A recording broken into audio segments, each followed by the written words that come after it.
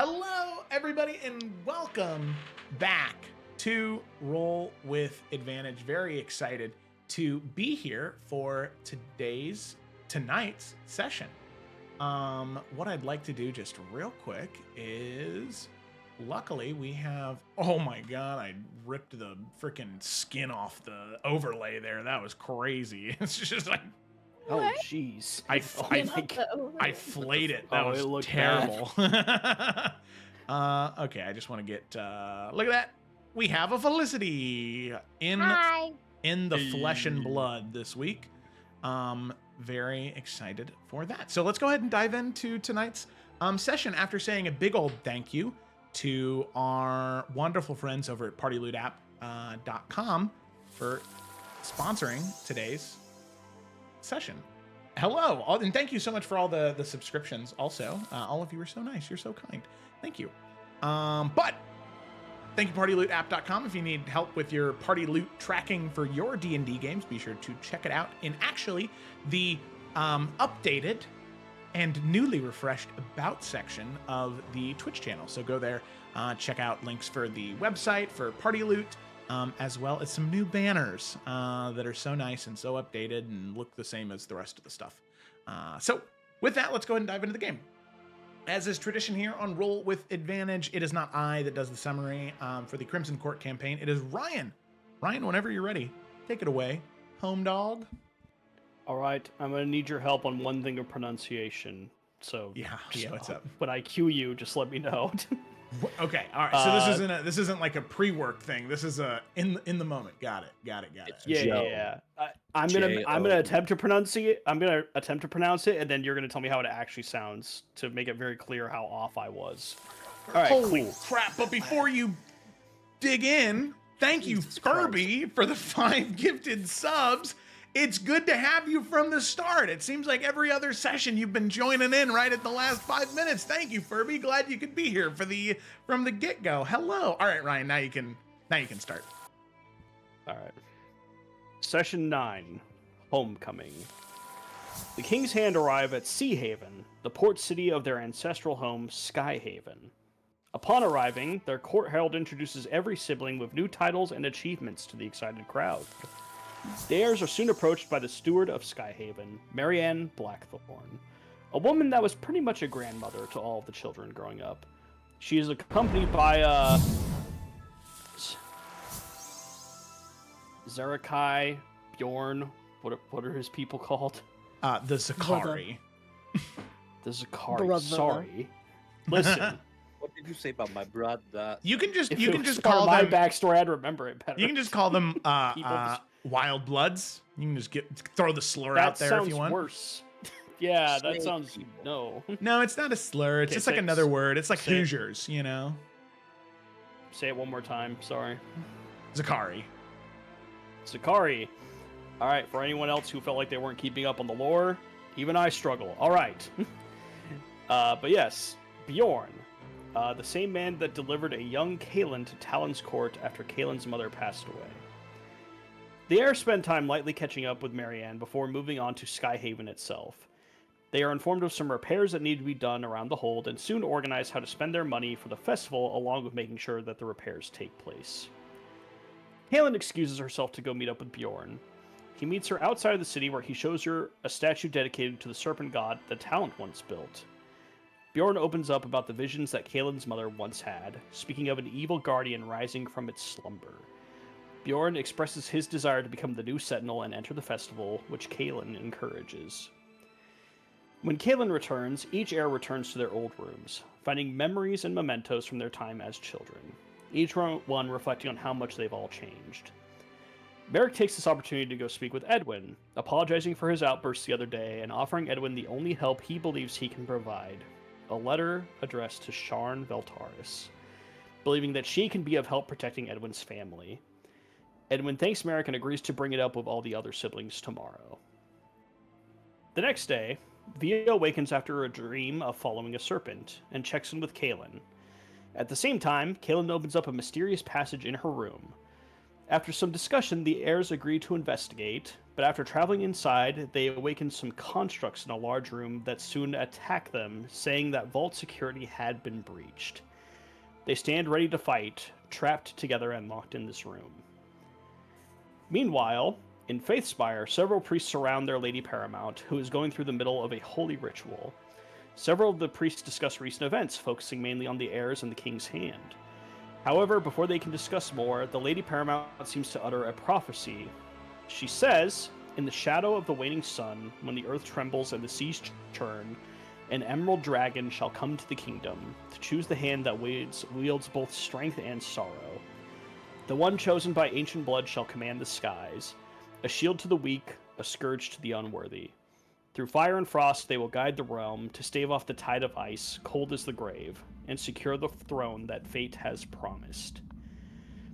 Lady Iridessa falls to the ground, but the High Solar calls her prophecy a moment of blasphemy and an improper prophecy. He speaks of how dragons were a scourge on the land and would never be a part of Adaria's future. Lady Iridessa demands the prophecy be written down despite the High Lord Solar's protests. He commands his fighters to take her, but several of the priests create a barrier around the Lady Paramount, initiating a tense standoff. Fantastic. Thank you, Ryan.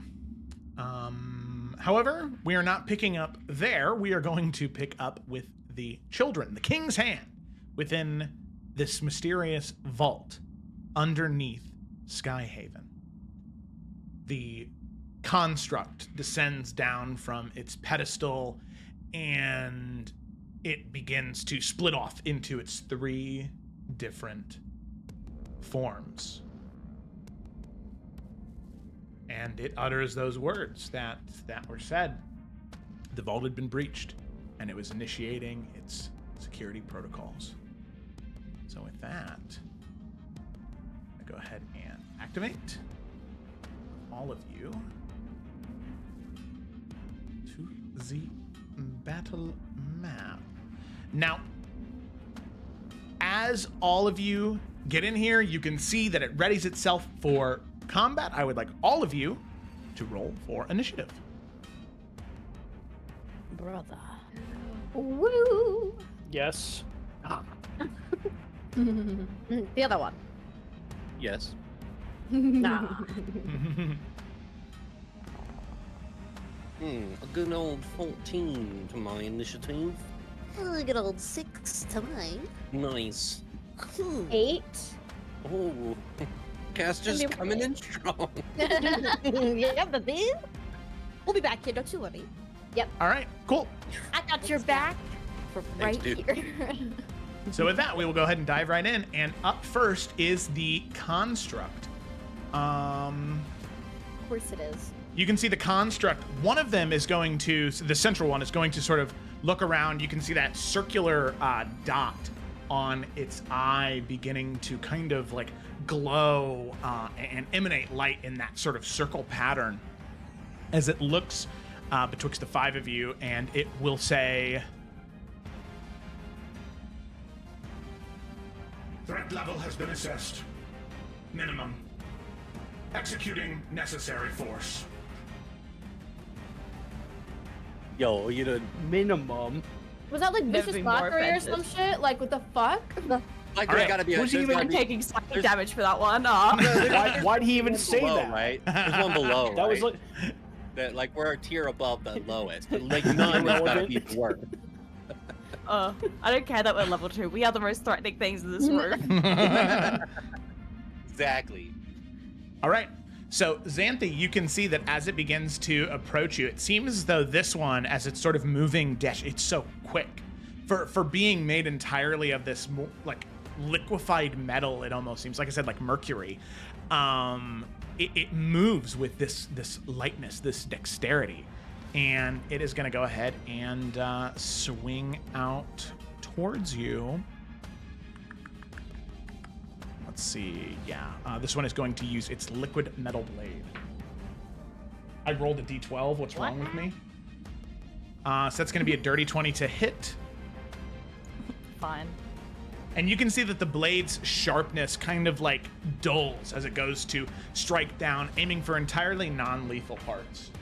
That being said, doesn't help when you roll max damage on the D10, you know what I'm saying? Yeah. What have you done? We just got here, Joe. We just started. Can we reverse? Xanthi, that's... I was really in a bragging mood these last few sessions. Xanthi, that's 18 points of damage. Brother, what? Oh! Aren't you guys supposed to be protecting us? We're foul. Yeah, I know, right? What the fuck? Convince them, Kaylin. Don't worry, I'm sure you're coming up soon. That was fucking Why rude. am I the first? Why am I the first child? Ass. In more sense of the term. I only rolled one better than you. No, I noticed. I looked at the turn order. Okay, all right. I can never roll well for initiative. How many HIPAAs do you have, Gemma? Two. How much? We got two. 2. Nice. All right, cool. There's another one out before you. I just want you to know. Yeah, I know. You can see that as the blade kind of slashes against you, Xanthi, you can see that as you try and dodge out of the way, but it moves so quick, and your armor's just not strong enough to withstand the this like hyper sharpened blade. You try and parry it off, but it ends up slashing across part of your arm, and you end up getting pretty winded from just trying to deflect the one blow. This creature has an incredible amount of strength behind its strikes too, and you can see its head kind of cock, seeing that take so much out of you as the blood from the blade begins to drip down onto the floor. And it's not going to take its next 2 attacks. It's just confused in this current moment. Just 3 attacks. Threat level, none. This one right here, It just turns off in front of us. number 2 is the spellcaster with the magic in its hands. Go over there.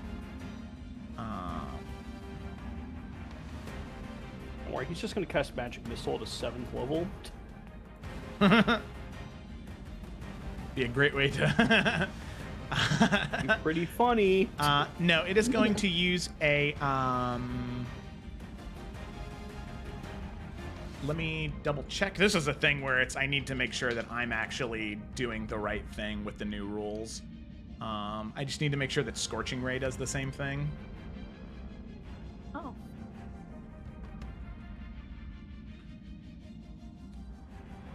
If I could fucking spell. Let me just look up Ray. Spelling's hard. Spelling is hard, yeah. Okay. 3 fiery rays.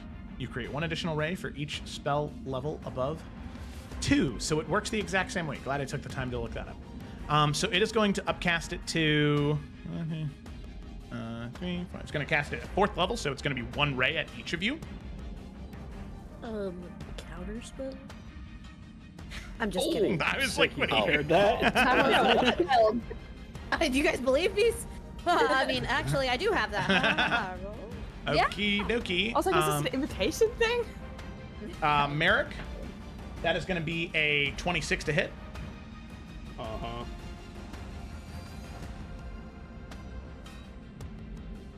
For 6 points of fire damage. Octavia, that's going to be a 25 to hit. Yeah.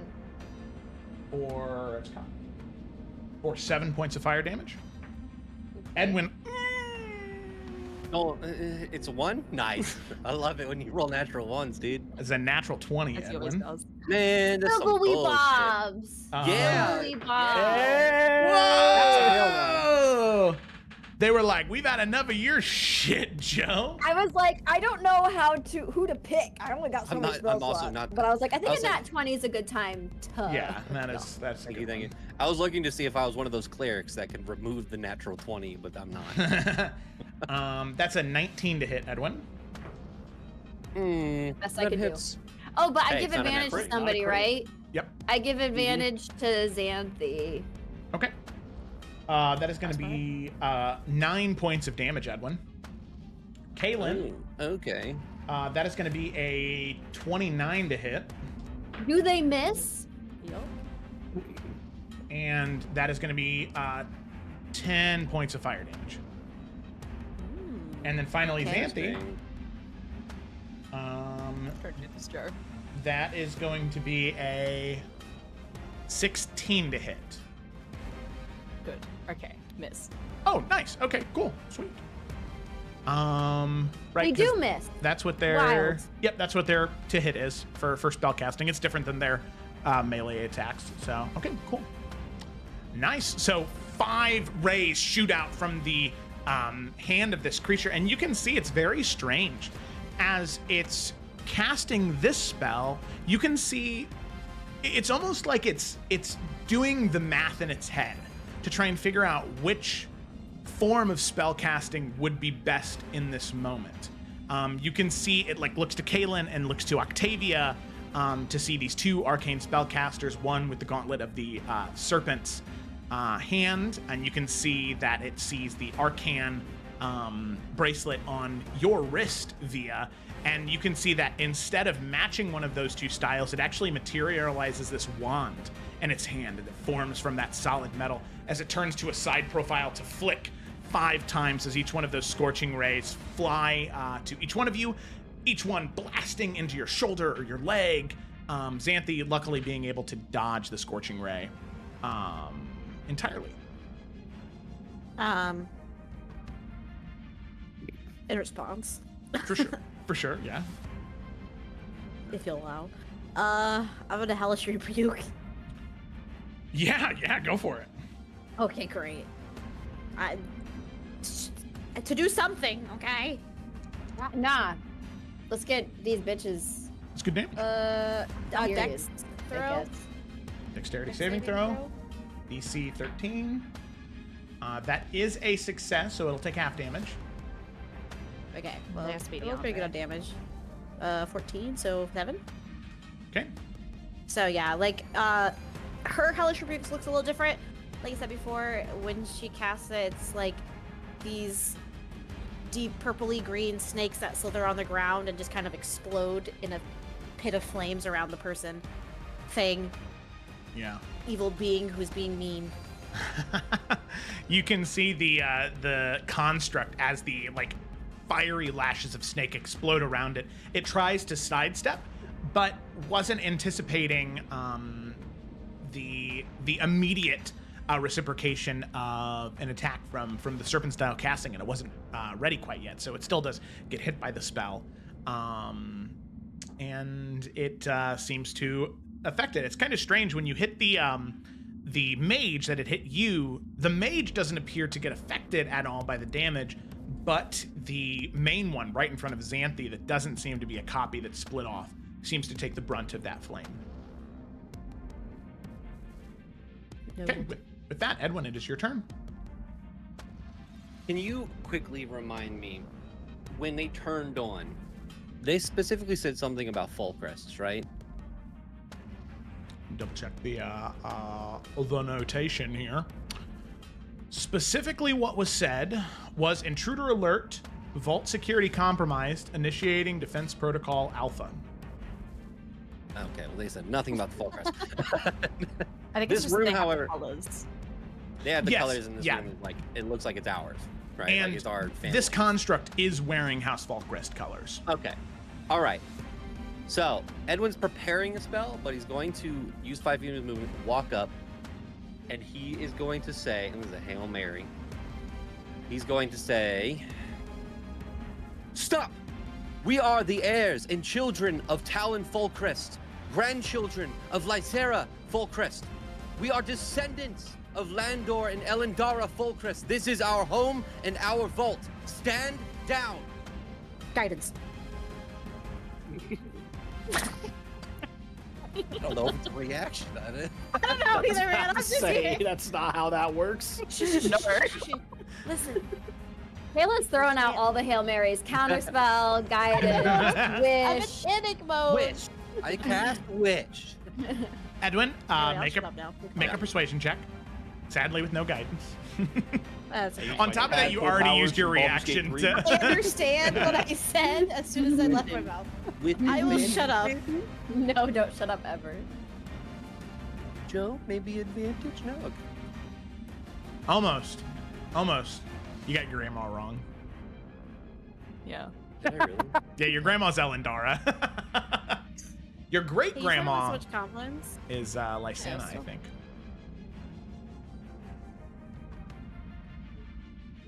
Oh, you know what? Yeah. Yeah, I was like, Elendar is definitely your grandma. Whoops. That's okay. That's the only reason why. Yeah. I mean, Edwin would know that. I understand. That's what Edwin would have said. But it's still just a But straight roll. I just want to Perfectly. say I was using the website, and the lines made it look like. Did you highlight the Don't blame lineage? technology. No. No. Did you? No. Maybe don't insult right now. Why didn't it roll? I don't know. Like that. And nothing happened. Sounds like user error to me. Same with the There we go. website. Oh, damn. Oh, oh my Yeah, god. Hail Mary. Vicious mockery. Joe's just casting that for fun now. You can see the That's correct. the creature looks to you and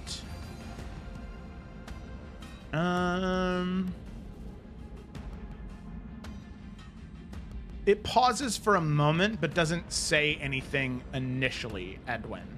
But it does kind of stutter for a moment, but says nothing in response.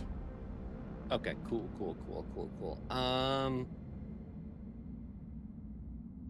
I was really hoping that would work, so I didn't really plan a plan B. So I guess I'm gonna heal. Yeah, I'm gonna. Wait, okay. Okay. Hands on Xanthi. Oh wait, he's gonna pick up some dirt, rub them together, and what? I was gonna say I think I'm the least to be prioritized because I have second wins. Just because I know everyone kind of got hit. Okay. Not to complicate things, I just. Okay. Damn it. Well, that's. Why is this? I mean, so you can difficult still now? heal me up. I'm still the most injured, but I don't want to make You you, know what? feel like you have to. No, I'm gonna cast a spell I haven't cast yet. Mm. Yes. because- Truthfully, Wait. Truthfully. Does it have a maybe- name? Yes. It has a name. I'm trying to figure out. Okay, cool. Yeah. He's gonna look Disintegrate. around. He's gonna grab his holy symbol. He's gonna speak some words.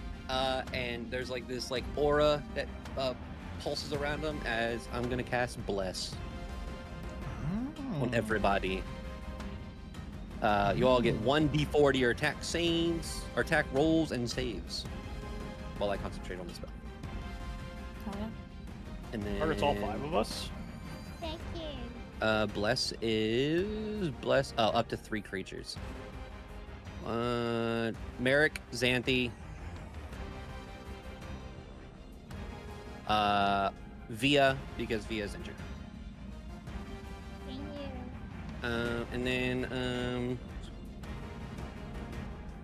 I think that's it. That's all I can do.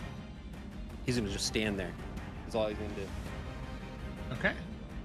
I didn't really think about what I should have done after if that would have failed.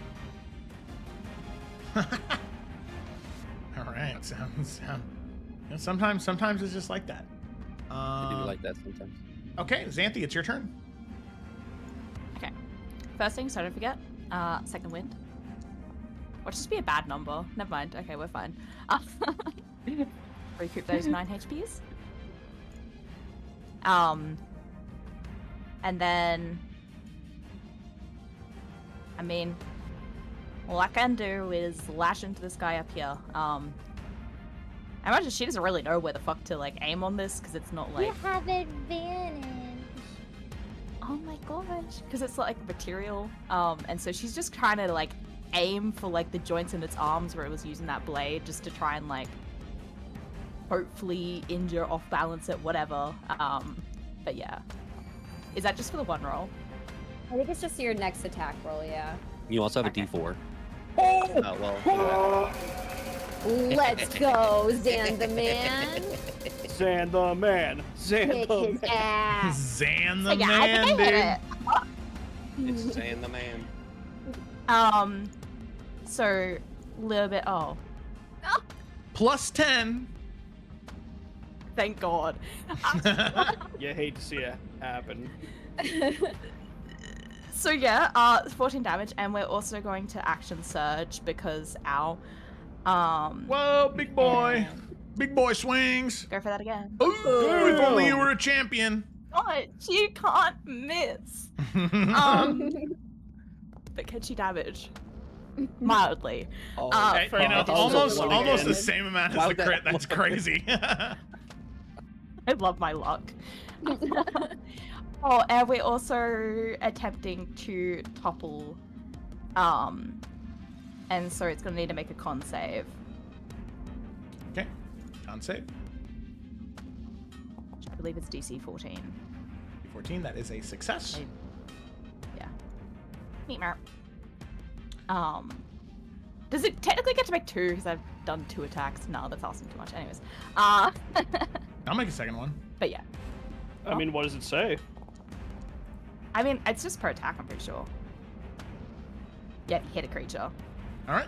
It rolled a 17 on the second one, so. Yeah, well, that's fine Damn. anyways. I didn't want it to be toppled anyways. So yeah. You can Okay. see, Xanthi, as you thrust with the trident twice, you do land 2 considerable blows into this construct, and you can see its head cocks again as it looks to you and says, Accurate. Strikes with royal style. and we come to the third copy, which is going to move up here.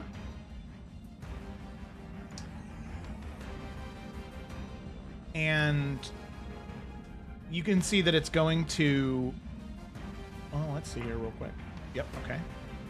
It sort of looks to you, Edwin, as you were the one speaking before, and then looks to Merrick. And then it looks to the small drippings of blood underneath Xanthi from that initial sword slash. And you can see that it sort of freezes up for a moment as if there's some type of like misfiring, and it will not take its turn. It'll be unable to take its turn as it is currently stunned. Via, it's your turn. What do you want to do? That is interesting. Is there any way Via can assess what stunned the copy? Make an insight check. Insight's not Via's thing, oddly enough. Oh, but you're going on a natural 20. Okay. Ah, pay off! I was right. You were right. Won. So Gambling pays off, kids. Via, what you see is that the blood underneath Xanthi, it is beginning to sort of magnetize towards that family, that tree that's beneath your feet, embedded into the ground, excuse me. But you can see Xanthi's blood, something is happening with it. It's very strange. Where like it's kind of like oh my goodness. Like one of those they call them like symbiotes, where it's like some type of material in water that when you expose it to sound, it like gets spiky. Xanthi's blood is doing that on the ground right now, as if it's like wanting to be pulled towards the family tree, but something's keeping it away. Spiky blood. Spiky blood. Okay. Am I technically bleeding? It says injured. It doesn't say. I don't have a little bloody sign though. No, you were hit with a fire spell.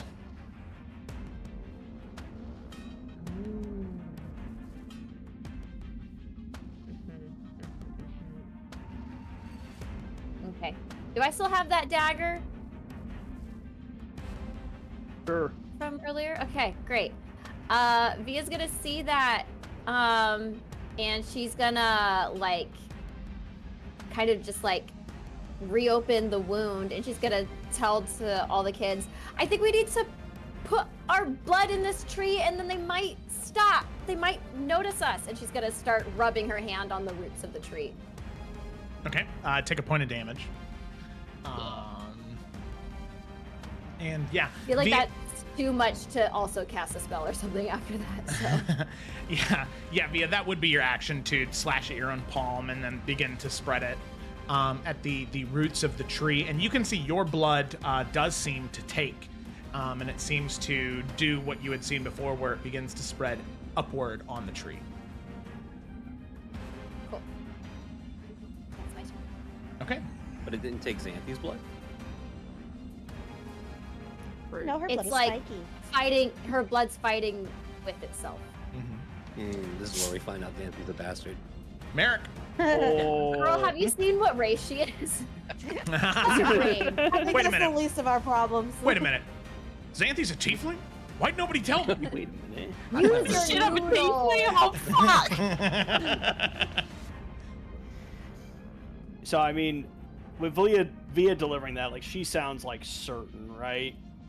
I mean, there's not like really a question. She's saying she needs to do that. All right, Merrick has no reason to distrust Via. So as much as it'll hurt, he will take his hand along, the Dragonbane dagger at the end of his gun, and he'll just cut his hand up it, and Okay. he will step here, not provoking attacks of opportunity unless these guys have some weird effect.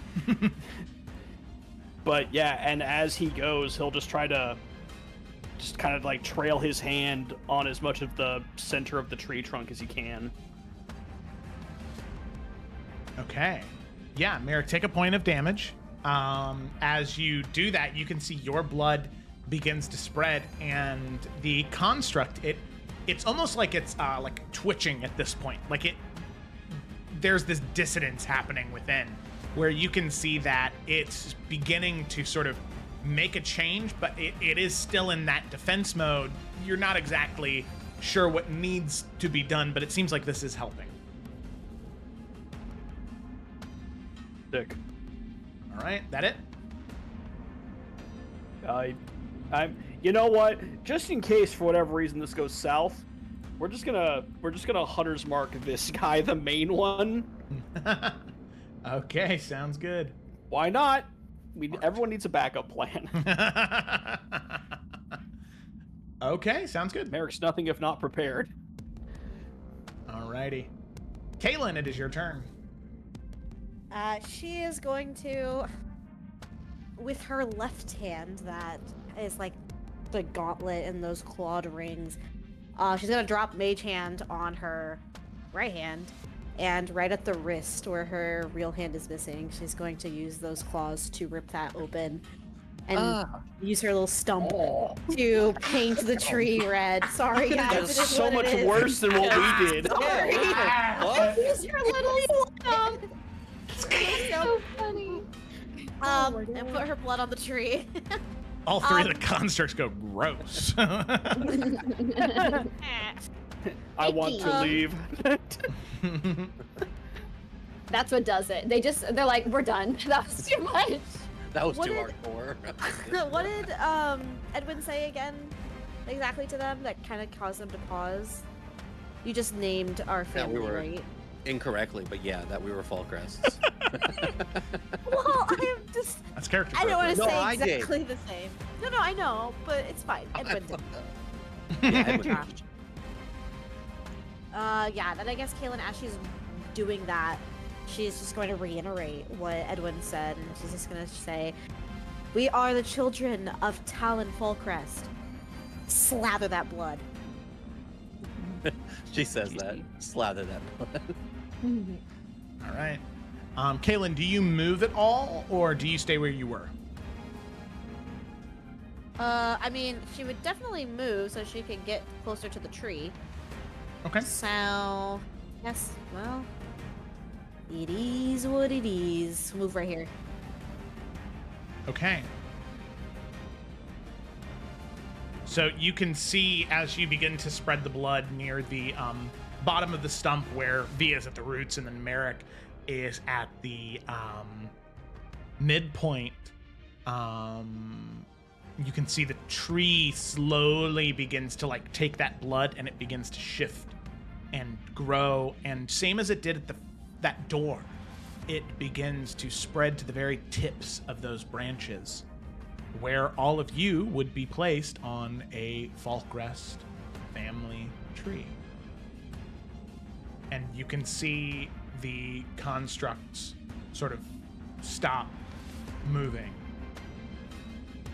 and begin to speak.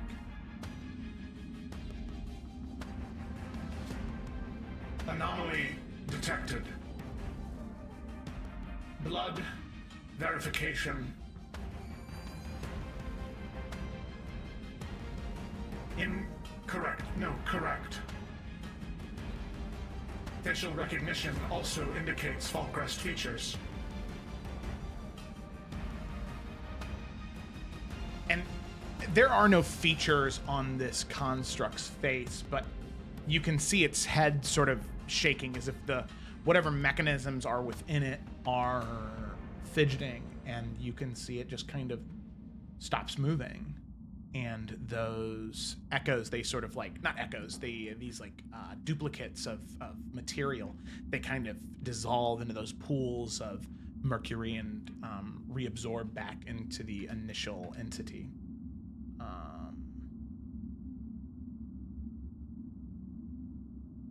As I go ahead and exit combat.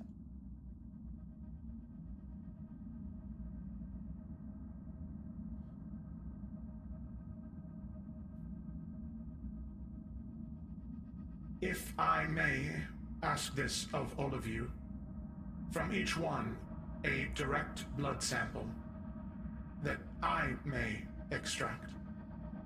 If you are telling the truth and you are descendants of House Falkrest, then I fear I have made a grave error. And you can see the construct simply will gesture out its hand, and you can see it kind of shift and change into this very small, almost like a pin needle, like a thumbtack, with a small like hand imprint for you to place your hand into for it to prick you, so the blood can be directly harvested by this construct. No. First, I wish for you to identify yourself. And what this place is.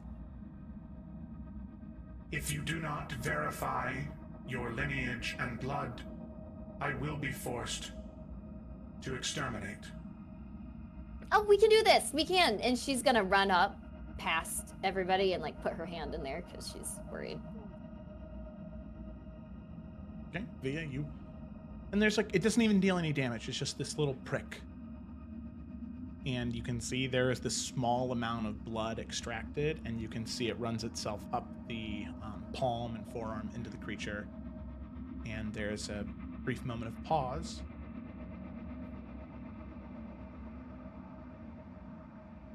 Blood verification confirmed. Descendants of Lord Landor Falkrest identified. Defense protocol suspended.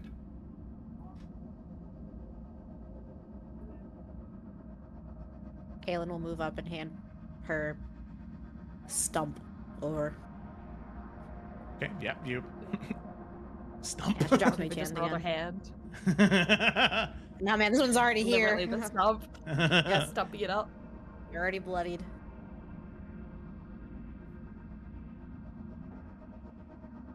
Descendant of Landor Falkrest identified. Defense protocol suspended. Mixed with Zakari blood. Interesting. All right. He didn't need to say that. Edwin walks up. Edwin, you do the same? Yep. Bastard. Descendant of Landor Falkrest identified. Defense protocol suspended. If it is of any comfort to you, whatever views individuals might have of a bastard, it has no impact on your blood. You are still a Folkrest.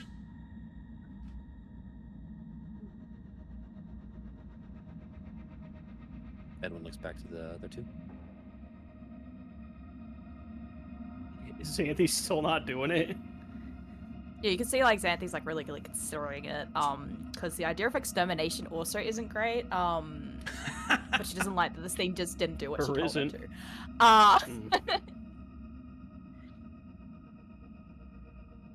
But I mean, it's Marek doing? Wait, hold on. He hasn't done it yet, has he? Nope, Edwin's he looking hasn't. back to Merrick and Xanthe. Guys, Yeah, so Xanthe's not doing it, is what I'm hearing, yeah? No. You can see after taking this pull, seeing everyone else do it, she will kind of give a sigh, and step up for it, because obviously this is something that needs to happen. Although I imagine at this point her attention has also been drawn to the fact that her blood was spiky when no one else's was, everyone else's was fine. So yeah, I think there's like definitely a hesitation there, but she'll do it because I don't want to be exterminated. Who does? Who does? Okay. As you do, Xanthe. Descendant of Lord Lando Falkrest identified. Defense protocol suspended. There was a slight malfunction, though. While I was able to identify you as a descendant of House Falkrest, something else seems to have claim over you. Are you able to answer my question before about identification? Not all individuals within the room have been identified. In order to divulge the secrets of the House of Falkrest, all individuals must be identified. Right there. you have to put your, I you was have to just put your waiting my hand turn. They were talking. Merrick sticks his hand forward. in. Sorry. As you place your hand. Descendant of House Falkrest identified. Defense protocols fully suspended. I apologize for my previous actions. My name is Hero, Sentinel and Chronicler of House Falkrest's Legacy Vault. I was initially created by Lord Landor Falkrest in the year 967 AR as an experiment, but then further developed to safeguard the most dangerous artifacts recovered by House Falkrest during their explorations. My last update was on the 27th of June in the year 1030, the day before his 80th birth celebration.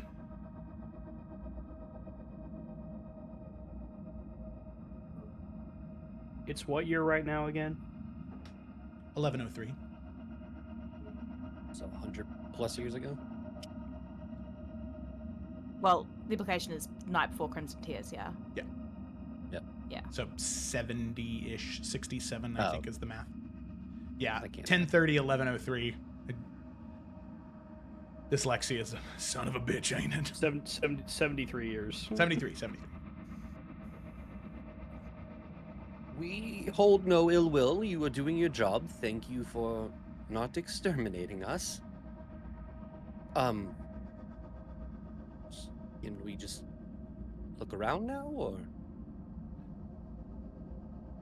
I fear there is not too much to see that would be of great interest to you within these vaults. Nothing within this vault is allowed to leave. It was my prime directive from Lord Landor. Everything that is in here is to stay in here, and I am to defend it, regardless of what individuals tries to take them. These items that are in here, this chamber, contains 8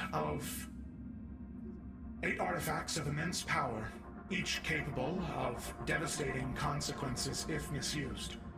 Lord Lando determined they were too dangerous to destroy, too valuable to discard, and too perilous to be known to the world at large. He believed those of House Falkrest, should they find this chamber, would be responsible enough to understand that. And perhaps, if a situation truly called for it, that perhaps then they would be worthy of withdrawing these items and using it justly. However, and he sort of scans each one of you. after our previous encounter, I mean this with no offense, but it seems as though none of you have the strength within to resist the temptation of these items.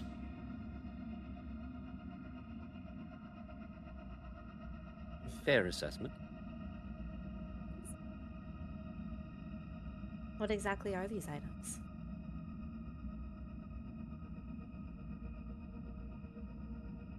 The 8 artifacts are as follows: the Crimson Crown, the Terminus Blade, the Cogwheel of Eras, the Dragon Skull, the Grimoire of Whispers, the Void Glass Mirror, the Heart of Winter, and the Serpent's Coil.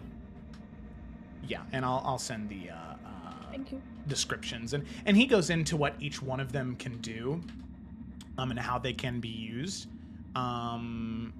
So the Crimson Crown is a gold crown that continuously drips with a thick crimson substance that never dries or diminishes.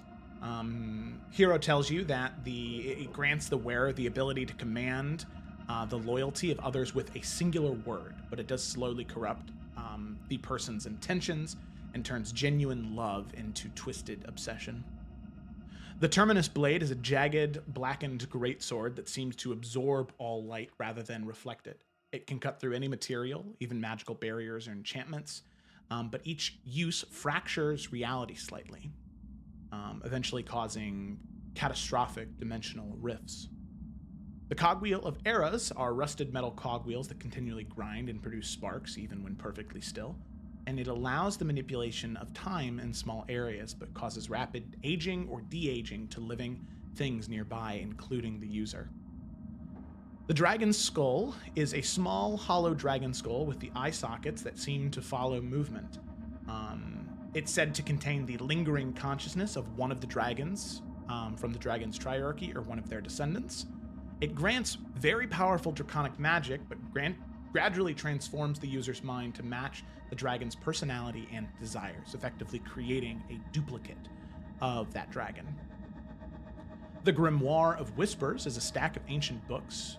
Their pages flutter on their own as if constantly exhaling or gasping for breath.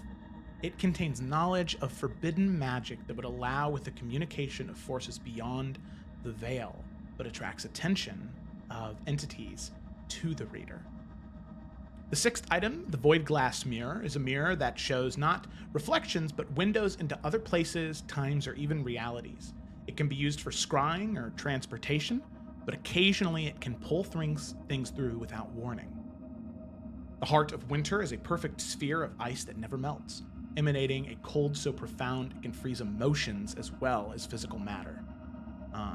It is powerful for preservation and protection, but prolonged proximity causes emotional numbness and detachment. And then finally, the Serpent's Coil. It's a bracelet crafted from what appears to be a living serpent forever chasing its own tail. It grants extraordinary regenerative abilities, but creates a symbiotic relationship that gradually consumes the wearer's original form. Those are the 8 items that are kept here. Dude, as a player, I want to fucking use all those. I want I was gonna say, to. we're sure we can't I take just- them. Come on, Joe. Okay, so there's Just 8 of one them. of There's them. 5 of us. I mean, everybody can get 2. Yeah, we There's just a couple have a people who gets couple- And then we 1. have like a couple to share. Like, you know, consider. What if we take all of them? We're Falcrest. We're worthy. Has there ever been an artifact from here that has been removed? Or any of these have been ever taken out for whatever reason? You can see Hero, he looks to you and he nods and he talks. The Void Glass Mirror at one point in time was removed by Landor Falkrest during the calamity of the Broken Dawn. In order to find an artifact that the members of House Falkrest could use in order to save Adaria, they needed extra time. They needed to find where this artifact was in a different time and place. So the Void Glass was used then and only then. The rest of the artifacts have stayed here since they were discovered by House Falkrest. Most of the other artifacts that you see here have been kept secret by the matriarch or patriarch of House Falkrest for many, many, many years, kept safe in arcane locks and chests. But it wasn't until House Falkrest migrated to this peninsula near Adaria that they were placed permanently here after the vault had been constructed by Lord Landor. Sadly, the secret was not able to pass to his eldest child at the time.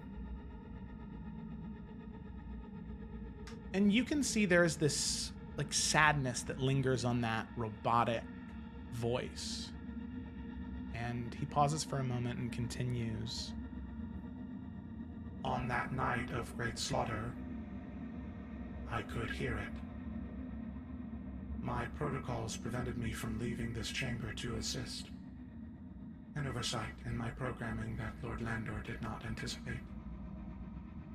I have existed here since, alone, with the artifacts, awaiting the return of true Falkrest blood.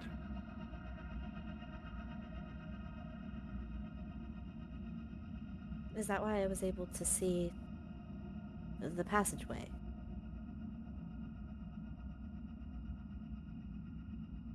Passageway?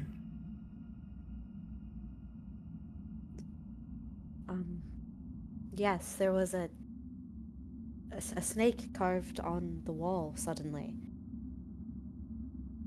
Very similar to those that are in the keep. So I thought this was just another one that I missed, but when I pressed it, it was very, very not the same.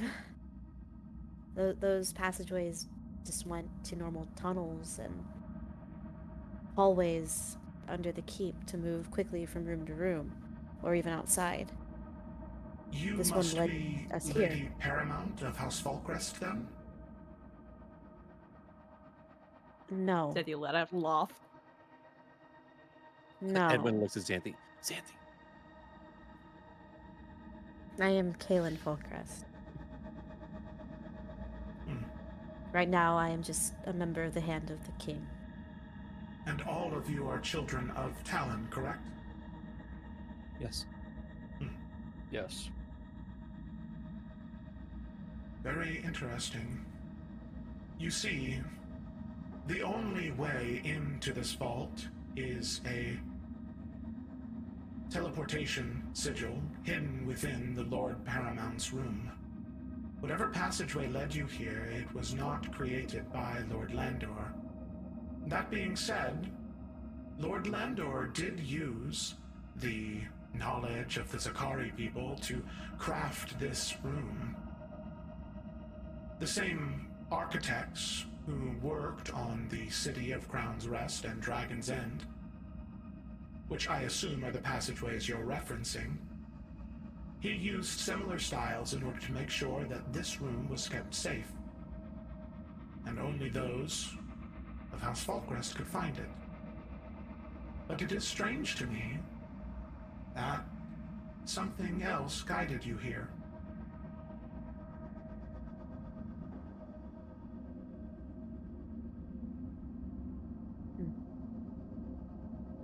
Well, I am of House Falkrest, regardless. So whatever got me here, it wasn't anything malicious, that's to be true. No, I believe you. Lord Landor had many positive interactions with the people of the Serpent's Grove, and of the Zakari all around the world.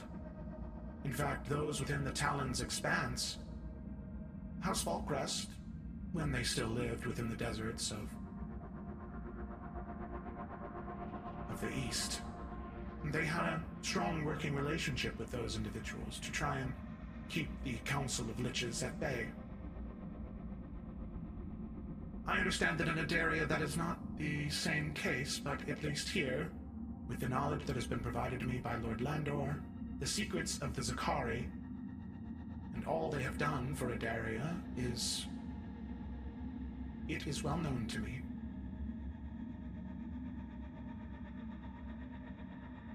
Kayla nods at that.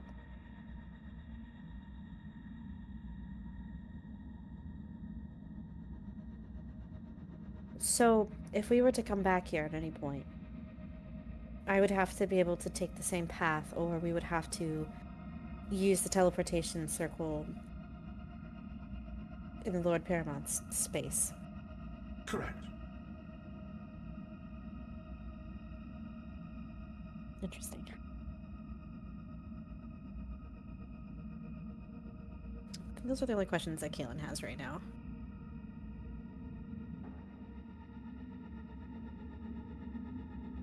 And I'm not sure if we said this.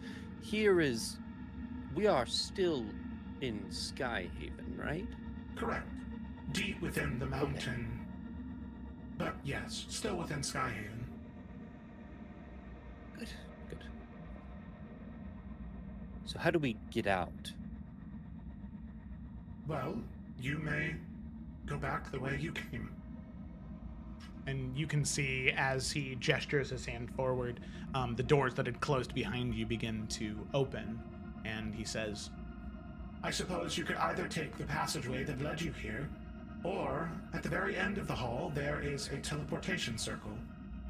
Provided all of you are of the blood of House Falkrest, if you stand on it for a few seconds, it will activate, and you will appear within the Lord Paramount's room. Where's the Lord Paramount's room? Do we know that? It's in one of the tallest towers of the Keep of Skyhaven. Oh, it's still in Skyhaven. Okay, Yeah, it's still in Skyhaven. Which, I mean, that's just That's- Rainier's room, right? yeah, Like, correct. That's, Yeah, it feels Yeah. kind of weird to go into his room. That's just our uncle. Let's go. He ain't gonna mind. Plus, we can see if we're all true Falkrests. Well, he already did that. Yeah, we Yeah, already but he- verified. Yeah, but this is like, Double Nah, you confirmation. Round 2. yeah, just poof. Don't need any false positives. And if we ever find something that we feel needs protection, we can also bring those here, right? You may. I have directives under Lord Landor should any Falkrest bring an item of great danger, artifacts especially. I can expand this room as large as you would like to accommodate whatever artifacts of great power or great danger need stored here. Thank you. I think that is important for us to know. It's like the room of requirement. Can we get pets? How's Kayla? If they're dangerous enough to keep them here, I guess. You already have a pet. It's fine. What if I had many Samsons? Edwin looks around the room. There's nothing else, right? There's just the artifacts. No. No, yeah, it's just the artifacts. Okay, thank you, hero. Thanks, Eric. It's just the artifact. I thought I hit my space bar. Oh no. Dummy. I was doing so Womp, good. womp, womp, womp. I also didn't, I know that I shared it last week, but I didn't share it. Now, let me go ahead and boppity boopity. Oh my god. Bibbidi boppity. I hate that it did that. Freaking awful, dude. Okay. Change ownership to server and let me image. Bop. There you go. What Yep. a guy. What a guy, dude. Oh, there's the artifact in the background. I understand now. Yeah, yeah, yeah. Mhm, We mhm. could be Mhm. heroes. Cutie. Edwin looks Isn't there a around. sentinel?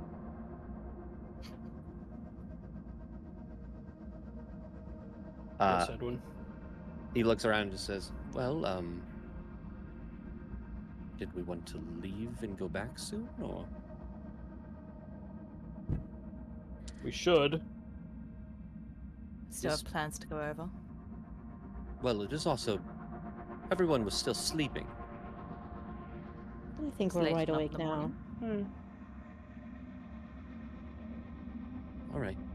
Takes out his mug of boundless coffee.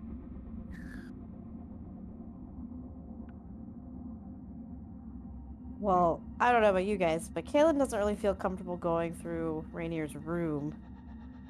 What? I thought it'd be cute. All right. I Only just don't because think you've we got need spiky to right blood. now. Leave I me my mean- spiky blood alone. There's a perfectly good staircase right behind us. Right, that's what I'm saying. We have a way to get here.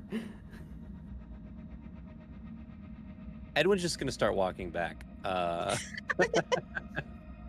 One Yeah, final Mary thing I joins will him. say before all Oh, of you leave. Okay. You are welcome to come back anytime. I had thought that the line of House Falkrest had ended. And I have thought that for quite some time. Should any of you require any training at all, Lord Landor has trained me in many of the ways of fighting in the world, from Arcan style, like you use, Octavia, Royal style, like you use, Xanthi, Huntsman style, Serpent style. I'm also skilled in world and font magic, all kinds. Should there be any training you require to sharpen your skills, or any questions you have about House Falkrest's lineage, I would be happy to assist in any way.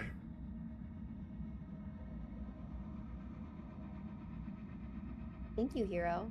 I think Yes, we'll thank definitely be back for that.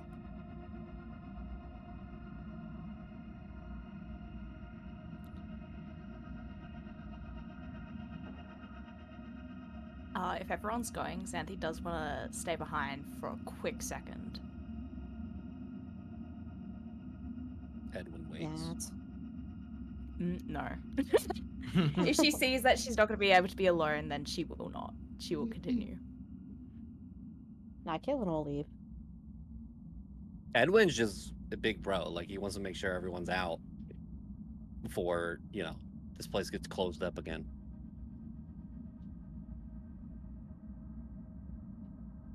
He's just staring at Xanthi. Are you That okay? image that they're just staring at each other right now. Did I you... looked at him. No, we need to leave. It I seems like said, you wanted to look ask a bad. question. Did you want me to step up a couple steps? I'm not going to just leave you down here. No, it is fine. We have plans for the festival that we need to go over. All right. And preferably, we would not need to spend another day here. All right, well, let's go.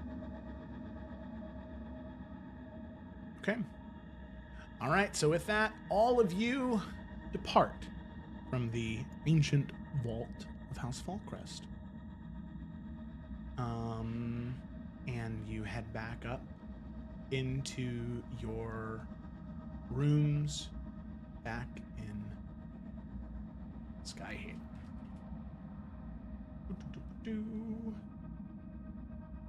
All right.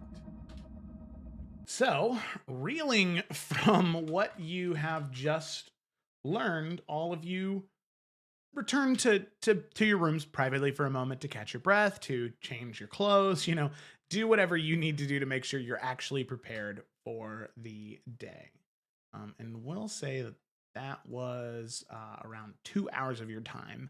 So as you exit from the vault, knowing that there are some incredibly powerful artifacts that are currently in your basement, I have the question to all of you now. What do you want to do for the rest of your day? The majority of the festival is being taken care of by Lady Marianne as well as Lady Alris. The only thing you have left to determine is how you're getting to Faithspire, paying your soldiers for the extra few days that you'll be using them in Faithspire. If you'll be recruiting any more while you're in Skyhaven, and if there's any final things you wish to take care of in Skyhaven before heading to Faithspire to address that totally normal situation, nothing bad's happening. Well, we have to decide the trials and stuff, right? Yes, sorry, I thought that I said that. Yeah, that's the other thing is you have to decide what trials you're doing for the Sentinels when that comes up, when you come back. Yeah. So I guess we just. I mean, so we got back from artifact room late at night, right? Then we took some naps, maybe. Nope, and it now- was It's Early morning. morning. yeah, it was Oh, around shit. 7 a.m. when Via Oh, woke okay, Kaylin up, and it's now 9 a.m. So right around time for breakfast, as all of you are preparing to actually do whatever you need to do for the day. Yeah, I think before people sorry. like split off to get to their rooms, Xanthi will kind of announce to everyone, can have an hour and a half to get ready, eat whatever we need, and then we should meet back in that room to discuss what we're going to be doing for the festival. The artifact room, or That room? No, the room that we met with Valeris. oh, that That room. makes more sense. Okay. I would have She thought wasn't that'd be clear. implied. Well, we just walked out of another room that could have been Mm-hmm. that room. See, Merrick and I are on the same page. Yep. Hour and a half. What I'm hearing is short rest? For sure, yeah. Yeah. Yeah! Please? Short rest. 2 hit die, you say? Interesting. I only had It's 2 of very those. interesting. 1d8 plus 1? Okay. Do I get Okay. anything Oh from... god, that was take short rest. Okay, can thing you. Oh, wait, Channel Divinity? Wait, oh, no, should I just get him back on a short rest? Okay. I don't think we're having another combat today. I think we're fine. 1d8 now. plus 1. You know, Who knows? you can never be... yeah. I know. We're home. We're safe. What bad could happen here? Let's You know what go. happened here? So, there was a Nothing thing that bad. happened. Denied.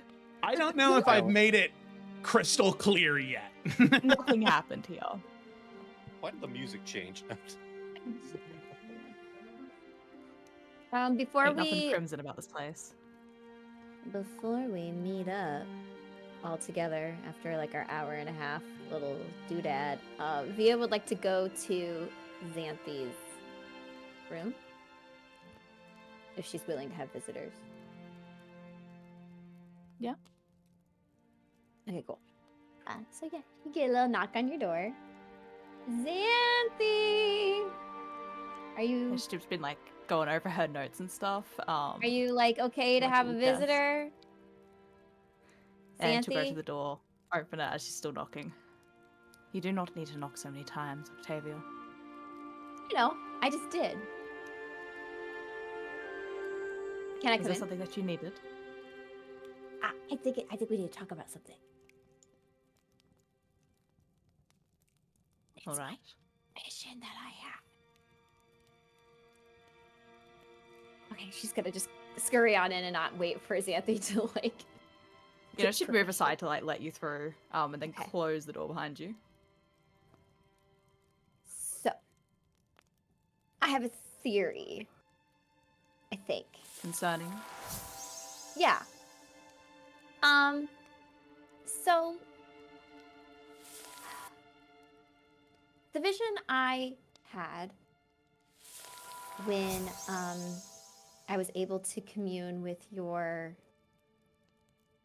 your ceremonial gift kind of scared me because it made it seem like that possibly if you took the throne, that the world, like it was like there's something else controlling you as well. And then everything with the frost and what happened with your blood. I guess I just wanted to ask, like, what is your relationship with your tiefling nature, and is there any way I can help? Because I think whatever I saw was overshadowing you rather than giving me a vision of a future of you as ruler. You can just see like the more Via is talking, Xanthi's just getting stiffer and stiffer and looking at you with like such intense stare.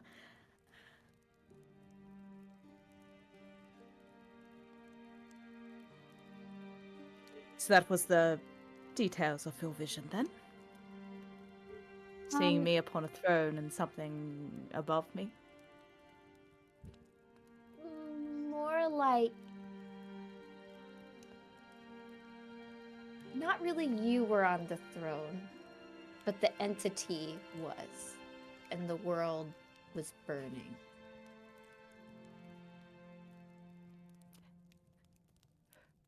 So then it wasn't me on the throne. Not technically, no. And your visions do not come true? And so we ensure it doesn't come through?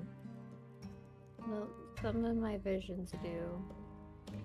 Some of them, but not this one. And so Why? whatever it is that you saw, Well, is therefore some of my irrelevant. vision, I don't know how many haven't come true yet, Xanthi.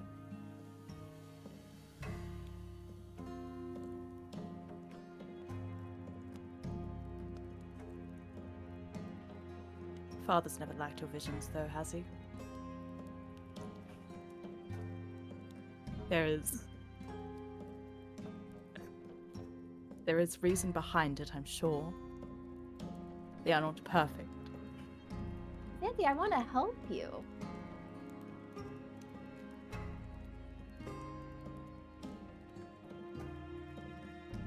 I mean, if you were wanting to know what I saw, this is what I saw. Everything that I was just witnessing down there with everyone else, and also the ice that we saw on our uncle.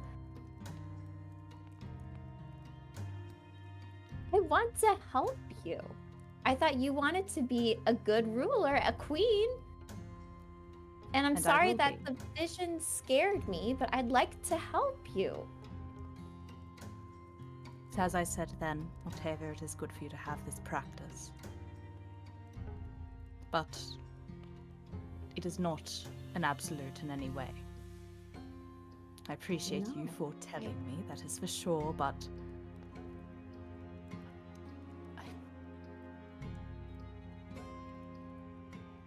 you have nothing to be Dizzy, concerned about, Octavia.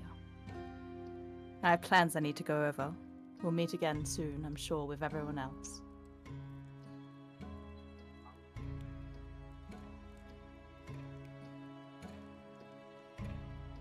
Xanthi, I can help.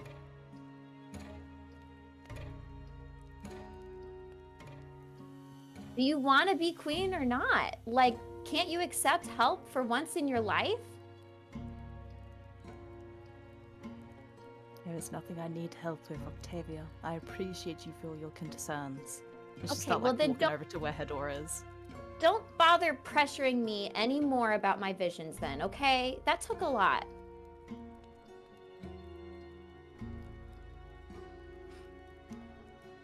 And like And you know hand what? I'm like not on the gonna handle. Tell you anything, any advice about the festivals that we used to have in Arkenvale, okay? Do it all on your own. I'm done. And she's gonna walk out.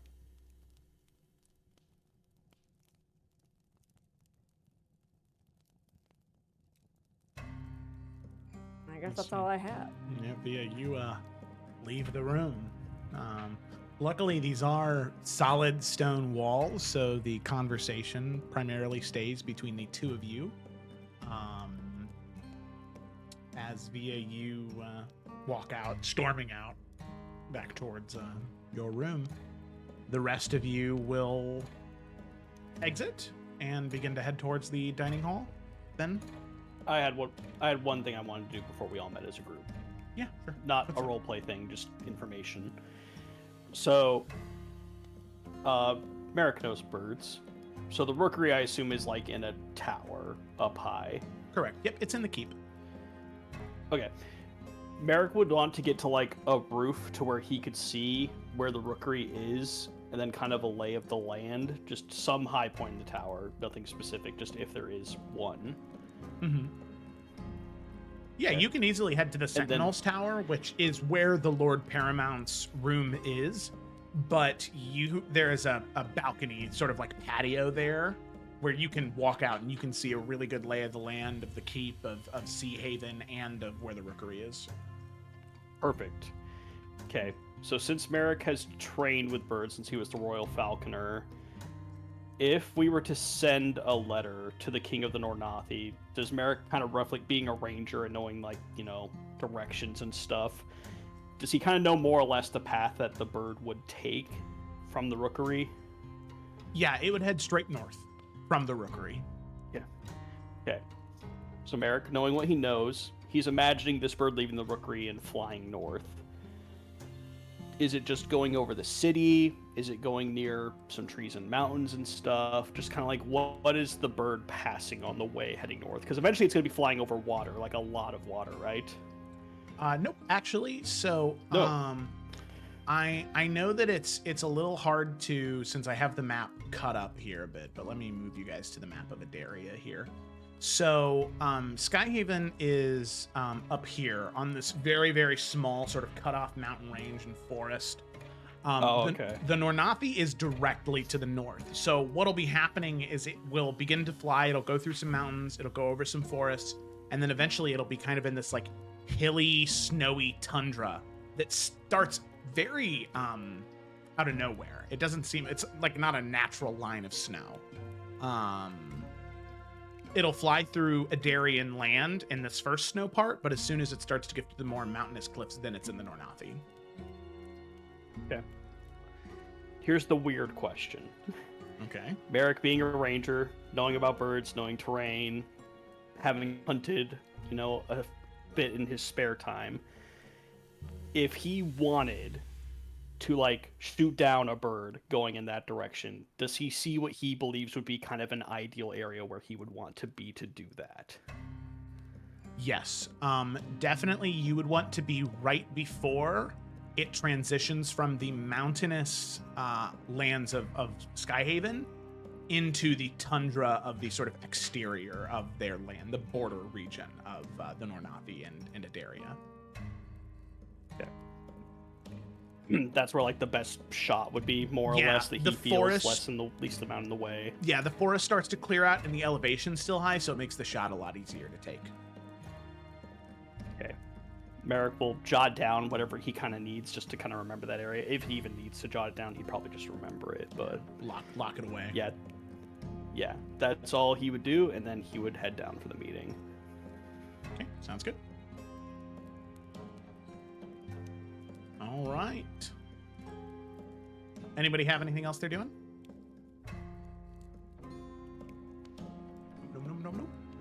All right. So then all of you will begin to make your way to that private dining hall. Now, I know what you said in the room back there, Via. Is Via showing up to this, or is she intentionally not showing up to this? Oh, no. She's still part of the hand. She's not gonna be petty. That's lame. Unlike some. Unlike some of the family members. Gotta name one. I personally can't think of any. Okay. Perfect. Marek, Be honestly, Team would Merrick. think about it. Aw. Via can be Team Merrick whenever she wants. Okay. She wears Sounds a good. Vote for Merrick badge on her shirt. All right. So with that, all of you arrive in the private dining hall, and you can see breakfast is served. It's a very hearty breakfast of like lamb, sort of mutton, eggs, as well as a big bowl of soup. Very warm. The higher altitudes, it definitely gets a little bit colder in the keep. So the soup is really very like meaty, brothy soup with lots of vegetables in it. A really home style breakfast. Really good. That's what's served to all of you as you are preparing for what you have to do. So with that, the floor is yours. What are you doing? What are these events that you all will be doing for the festival? Edwin walks in with the big treasurer's book under his arm and sits down, plops it on the table. All right. Let's get to planning. I've actually been waiting for this all day. Xanthi, what do you have? Gets out his quill. Yes. Well, and she'll kind of stand up and, as she's like talking, she'll obviously be like looking to everyone, but she's very purposefully avoiding any eye contact with Via right now. Do we perceive that? I think we can Sandy's see the that queen she's of making more eye subtlety. contact with Kaylin, Yeah. which is super weird. Yeah, that's That's a hot. good point. Good point. I mean, Kaylin, it's still at best is like a glaze over, you know? Like, Like that. She's just looking to the boys. American and just glance at each other. Like, what the fuck's happening? no. Definitely Yeah, more subtle, it's like she'll I'd look say. she'll look in Octavia's direction, but it's very much like she's not looking, like she's looking like a meter above like where she is, like that kind of thing, like in her direction, not at her. Just like in that very like public speakery kind of way. Yeah, I'd say that. But yeah, she'll begin. Yeah, nobody's passive perception is high enough to clock something that subtle. Damn. Okay, what's Yelsa. Via's reaction? I feel like Via's reaction. Yeah, Via will be able to notice, definitely. Oh yeah. I mean, she's sitting there cross-armed like this. She's listening. Does she have stink face? And it's hard because Felicity has stink face 80% of the time of her life. So Real. no, but she's not her normal like, oh, a party? Like she's like listening. You know, she's not trying to bring in bad energy, but like she's not bringing her normal energy. But Via is one of those people that's at like 90% all the time. So even just dropping to a 60 is like, whoa, what's happening? What is that? It's fair. Noted. All right. Xanthi, what is your plan? And I will tell you if we have the budget. Oh, wait. Did we already do the budget? You did, yeah. We did. We have. This is Closes the book. No, yeah. Puts this it off is to the side. what Talon said needs to be. Everything that you all decide needs to be a group decision with a simple majority. So 3 of the 5 of you need to agree in order to do whatever Xanthi proposes. Well, firstly, there are 5 distinct challenges that I would wish to propose. And I think it would be best, given that we need to all have an agreement, that we go through them individually. That way, any contributions, deliberation can happen after each one. I believe that would be the most efficient way to do this, as I'm sure you will all agree. And then if we have challenges of our own, we can discuss those afterwards. Yes, I suppose that can be arranged. Arranged. Great, carry on. Kaylin puts her little notebook on the desk. Cool. But, first of all, considering that this festival will take place over many a days, there is one thing that is a challenge, but not in the sense of it being a distinct timed or designated one. But I believe it is something to show the discipline of all those competing. Something that will be most paramount for whoever we choose as our sentinel. I propose that for the duration of the festival, all those that are participating to become sentinel will fast, consuming no food or water from dusk to dawn, or dawn to dusk even, lol. With a feast during the day, only permitted to those nobility that are attending. And any participants found in breach of this will be immediately eliminated. After all, matters of comfort should not be the thing that bars a sentinel from performing, and performing well. Thoughts? Agree. I'm also in agreement. The Sentinel works in the least ideal conditions possible. Rainier talked about how he didn't sleep for 80 days once, which I'm guessing 80 was a bit of a stretch, but We should throw that in as a challenge. I think the food and water's plenty. Oh. I like this So idea. then, No, yeah. That's good. So then on to the challenges themselves.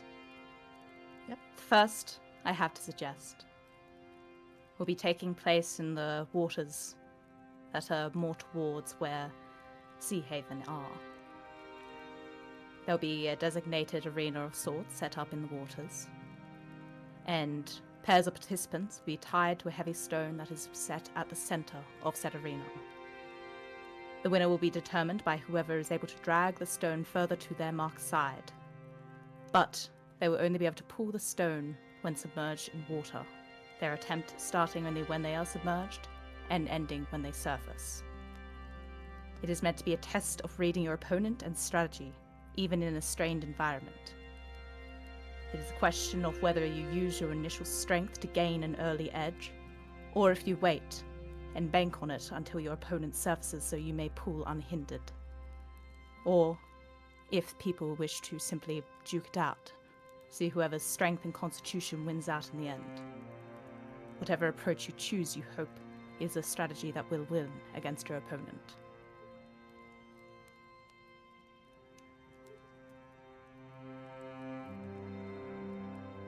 That sounds pretty good.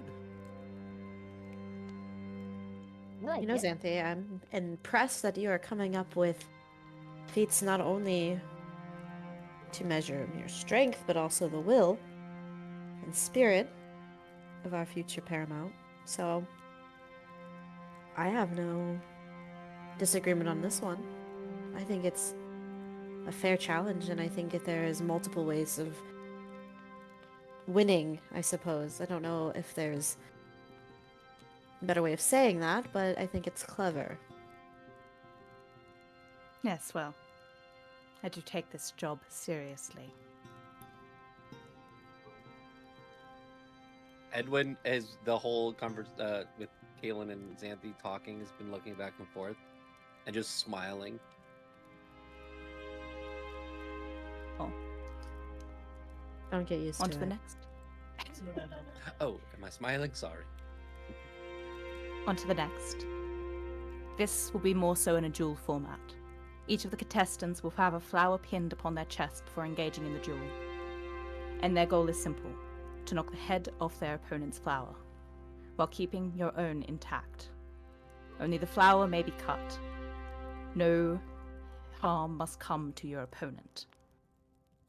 It is a test of precision as opposed to simply brute force. A sentinel must be able to protect those around them and have a greater awareness of their surroundings and of themselves, and to be trusted in more delicate matters that the realm will require. I think this one's my favorite. I like that one a lot.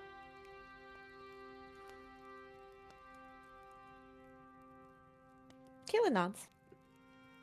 I agree as well.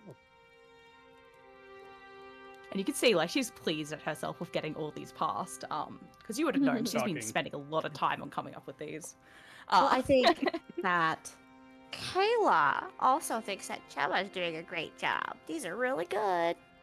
Hey, Kaylin's like, yes, good job. But Kayla's like, oh, Gemma, these are right. Yeah, I know, these are really good. I'm like, I genuinely couldn't think of a note. Yeah, you're Period. doing great, Gemma. well, Seriously. well, anyways, stop it. What kind of flower? Actually, it needs I to don't be our know. flowers. Yeah, roses, why not? Night of The next. Night of Thorns. Oh, yeah. There'll be an arena that is populated with a series of vertical poles at varied distance and heights.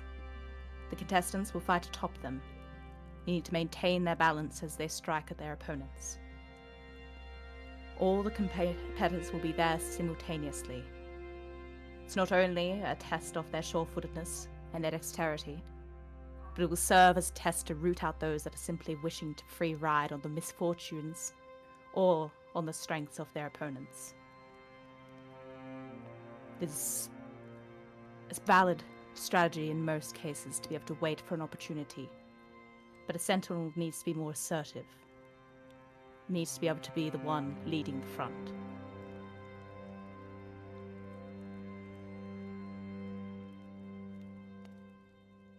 You in I like agreement? this one as well. No notes. Man, I wasn't expecting to clear this fast. They're good. The I'm second not to gonna lie, I was last. expecting some more brutality here. I was like, Damn, girl. oh yeah. All that'd be a weird contestants thing to must think. use a trident. Imagine. Is this All the fourth wearing one or the white. fifth one? The fourth one. Fourth one. Second to last. Well, we're on the second to last now. Okay. For the second to last, we'll construct a maze and the contestants will be placed within it. They will be required to navigate their way through and find and return to the outside a token. Each of them will be unique to the participants that are there. They will have similar, but again, unique designs, each one only matching a single contestant. They will need to memorize whatever token they receive and are assigned to, and returning with one that is not their own will be considered a failure. The maze, I think, would also be beneficial to contain various beasts or traps, some kind of impediment. Be a test of memory, of intellect, and of an attention to detail, as well as their ability to navigate and orientate themselves through the maze and not get lost in its winding paths. This one's my favorite. Pretty good. Mm-hmm. Can I And then, offer a addition to what you've already created with this challenge? you may propose one, yes. She whips open her little notebook. The trial that I have been thinking on, I think, would fit best combined with what you've already created with this maze. I propose instead of some type of creature laden within the maze, perhaps we can consult some of the mages that we know. I know a few people who might be able to help with this, but what if instead, in this maze, they are confronted with some type of figure of the past? Perhaps a past rival, a mentor, or a comrade that they've lost in battle, someone of importance to them. And their goal is to question the champion's honor, their choices, perhaps point out their greatest flaws. Not only must they defeat them in a battle of some sort, perhaps, like you said, to get their token, but they also have to overcome the weight of past regrets. Right? It is a battle of fortitude, of mind and will, and what they have learned.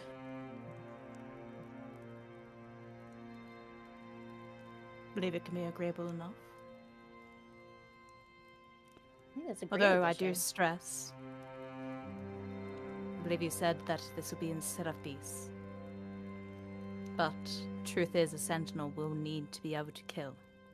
Will need to be able to confront things that aren't so soft. I do believe that would still be a necessary component of it. Throw it all in there. I mean, they're supposed to be the sentinel, right? That is what I'm suggesting. I'm not disagreeing. I just wanted to make an addition. I think being able to kill something is high on that list of preferences. But I also think being able to overcome something a little bit more emotionally challenging is just as important. But yes, throw a couple beasts in there. Why not? I What think this kind would of also... beast? Well, that, I believe, I'd want to discuss with perhaps Lady Alaris. Be able to see what we are able to, well, procure in the time limit that we have, the budget that we have. I believe they should be more than simple wild boar and the like. We should get a chimera. Have you seen many of those? Never. That's why I want one. I think that... Again, What better we'll opportunity? see what we can do with our budget. I think that this would be... The inclusion I'm offering would be a good opportunity for us also to... In order for us to be able to gain the information on who they would be battling, we'd be able to conduct some extensive interviews of these people. I think it's important that as much information about each individual challenger that we are aware of will be just as important as whatever they show us throughout these trials, if that makes sense. Obviously, we Yeah, I won't be remember- conducting Information would them. be important, but I don't believe that figuring out whatever this fear or emotional component, I do not believe that that should come from the interviews themselves. I'm sure the mages will have some way of producing that in a way that the contestants themselves cannot hide.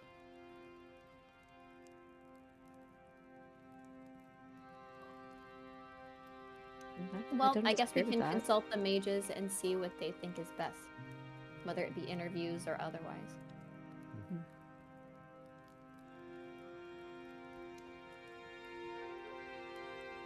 And so, for the last challenge, it will again be duels between the participants, but this time, each of them will be enchanted, so that each blow that they inflict, they will also feel in turn. And the duel will only end, as standard, with their submission, either of themselves or of their opponent. The sentinel must be willing to put themselves on the line for the good of the kingdom, and be truly fearless in the face of pain, not just wholly confident in their own ability. They cannot hold back for the sake of their own welfare. Be willing to receive what they deal, so to speak.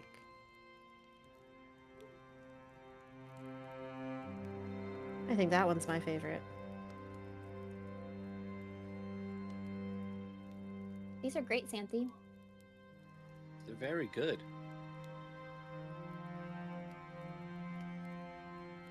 So then, are there any further amendments? Or is my festival passed and approved? I don't like how you said that last part. But for me,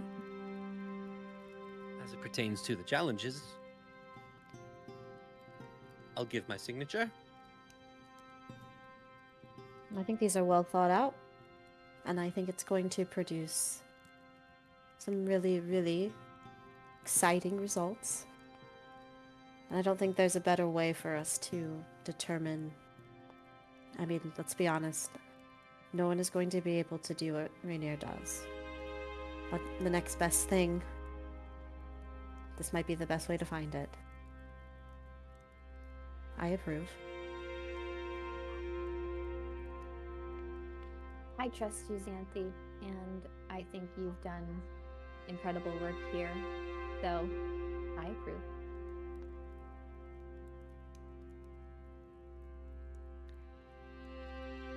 I think with that one, like, as everyone's been giving their approval, Xanthi has been, like, directly looking at them, but Octavia, she wouldn't.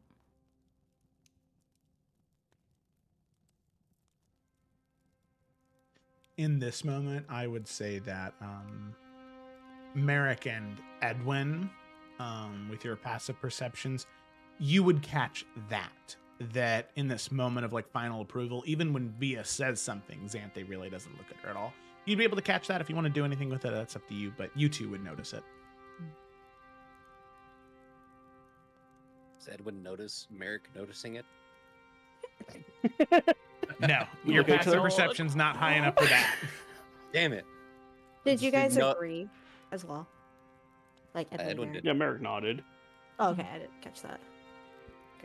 Sick. So, those are the challenges. Now, what about decorations? I would also like to just add one last thing. I spoke with Bjorn earlier today, and he is going to do what he can to earn himself a position to take part. And I thought it was important that I share that information with all of you. Aw, I'm glad he's gonna participate.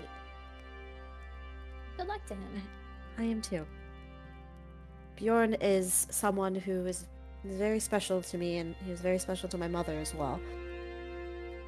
He knows his way around a weapon, he knows his way around. Well, I mean, he's traveled the world. He's hardy, he's loyal, He quite literally cannot tell a lie. The oath he's taken will not allow him to do so. He served next to my mother ever since I was born. Now, I do have a question, and this is not meant to be rude. If he joins, will you be able to choose the next Sentinel without bias? Well, it's not up to me, is it? It is what he does in the trials. But I do believe it raises an important point. You are aware of what all of the different challenges will be. Information that is only privy to everyone here, and those that will be arranging the contestants, or the contest. Perhaps, well, it is not a good thing to do, to have someone so close then participating in the festival. Well, I don't People think might Kalen's see it as an going to- unfair edge, no? I don't think Kalen's going to be telling him about the trials. And we can trust her on that? Well, I know I We can. have to trust each other, right? Yes, I we don't did. go around telling the secrets of our family, Xanthi. Everything that we discuss in I would this hope not. space, everything we discuss in this space is between us. Bjorn is incredibly important to me, but what is also incredibly important to me is the protection of our kingdom. I have all the confidence in the world that Bjorn can earn his way. He doesn't need my help. And if he fails a challenge, he fails a challenge. Then he's obviously not worthy enough to be in the position. I'm telling you all this because I don't want there to be a conflict of interest. I wanted to say this, as we have discussed the trials. Those are what is going to determine the winner and the outcome, not our direct choice in the matter. I don't have to prove anything. Bjorn will prove himself. That I can promise you. And if he earns his way into it, good. And if he doesn't, that's just as fine. We appreciate you telling us. He is a Veil Walker as well. Oh. So he also, depending on what happens, if there's more that needs to be done with Rainier, and if he needs more support, that's also an option. That's really good to know and comforting. Yes. Well, like I said, he has to earn his spot first. I just want you all to be aware of who he is and what he's capable of. There's even much more that I don't even know.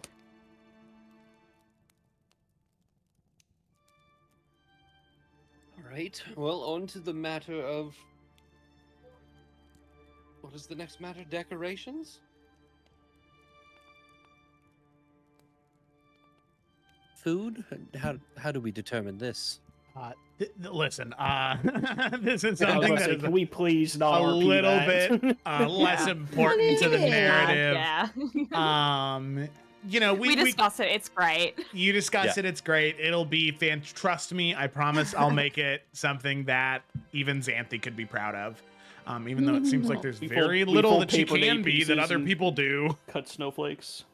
So after the Damn, talk, shots fired. By God. after those talks, Edwin goes, well, that takes care of that. While we're all here, I did want to discuss other matters.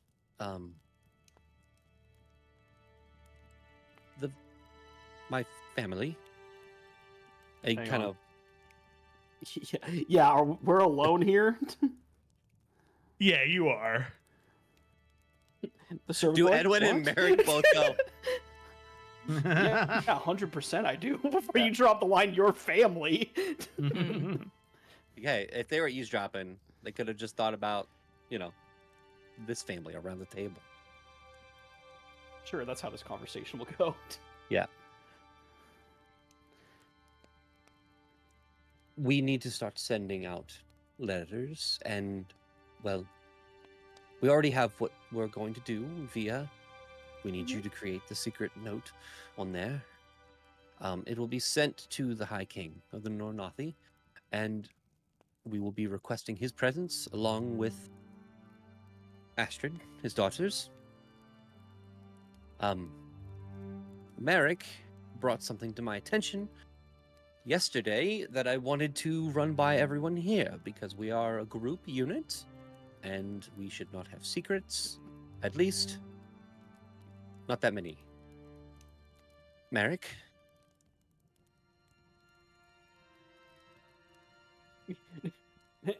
No. This is your thing. Oh. So Merrick, he pulls out, has written up a letter to his mother. Pulls out a letter that is signed, sealed, right? It is sealed. It is not sealed because Merrick wanted you to be able to read it. That's right. Pulls it out, puts it in the middle of the table. So you know there's no code word shenanigans going on. If anyone wants to read it. Merrick had a good idea to reach out to his mother and her ships to cure safe passage for Astrid and Freya back to Crown's Rest. I Now, think that would look suspicious. well, this is why I'm bringing it to all of you. My head is jumbled with all kinds of things that could go wrong, so thinking properly is not... I'm not thinking in the best way, which is why I need all of your help. I think it is a good option, especially talking with Merrick. It seems that they will not know that they are who they are, that they are just royalty from Nornathi that will be coming back to Crown's Rest. Inviting the High King back to Crown's Rest and everything. And what reason would we give to them? That's why we're having this conversation. I'm not sure. That maybe for strengthening the relationship between the two kingdoms, the Hand has called upon the King of the Nornathi to come meet the King of Adaria.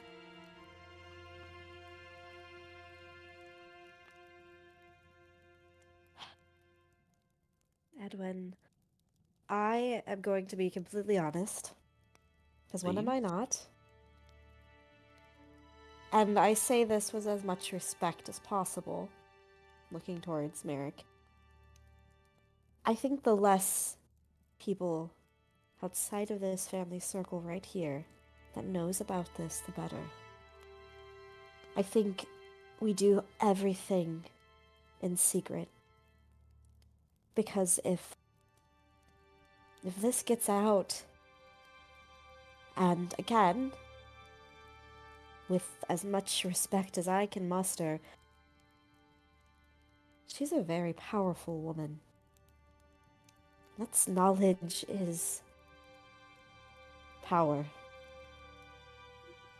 And I would love to think that she would do what is best in that moment, but that is knowledge that she will just have. And isn't that what we are all fearful here? Of that knowledge getting out somehow? Yes. Even if it wasn't voluntarily. If somebody was to attack her directly, or one of her people, one of her forces.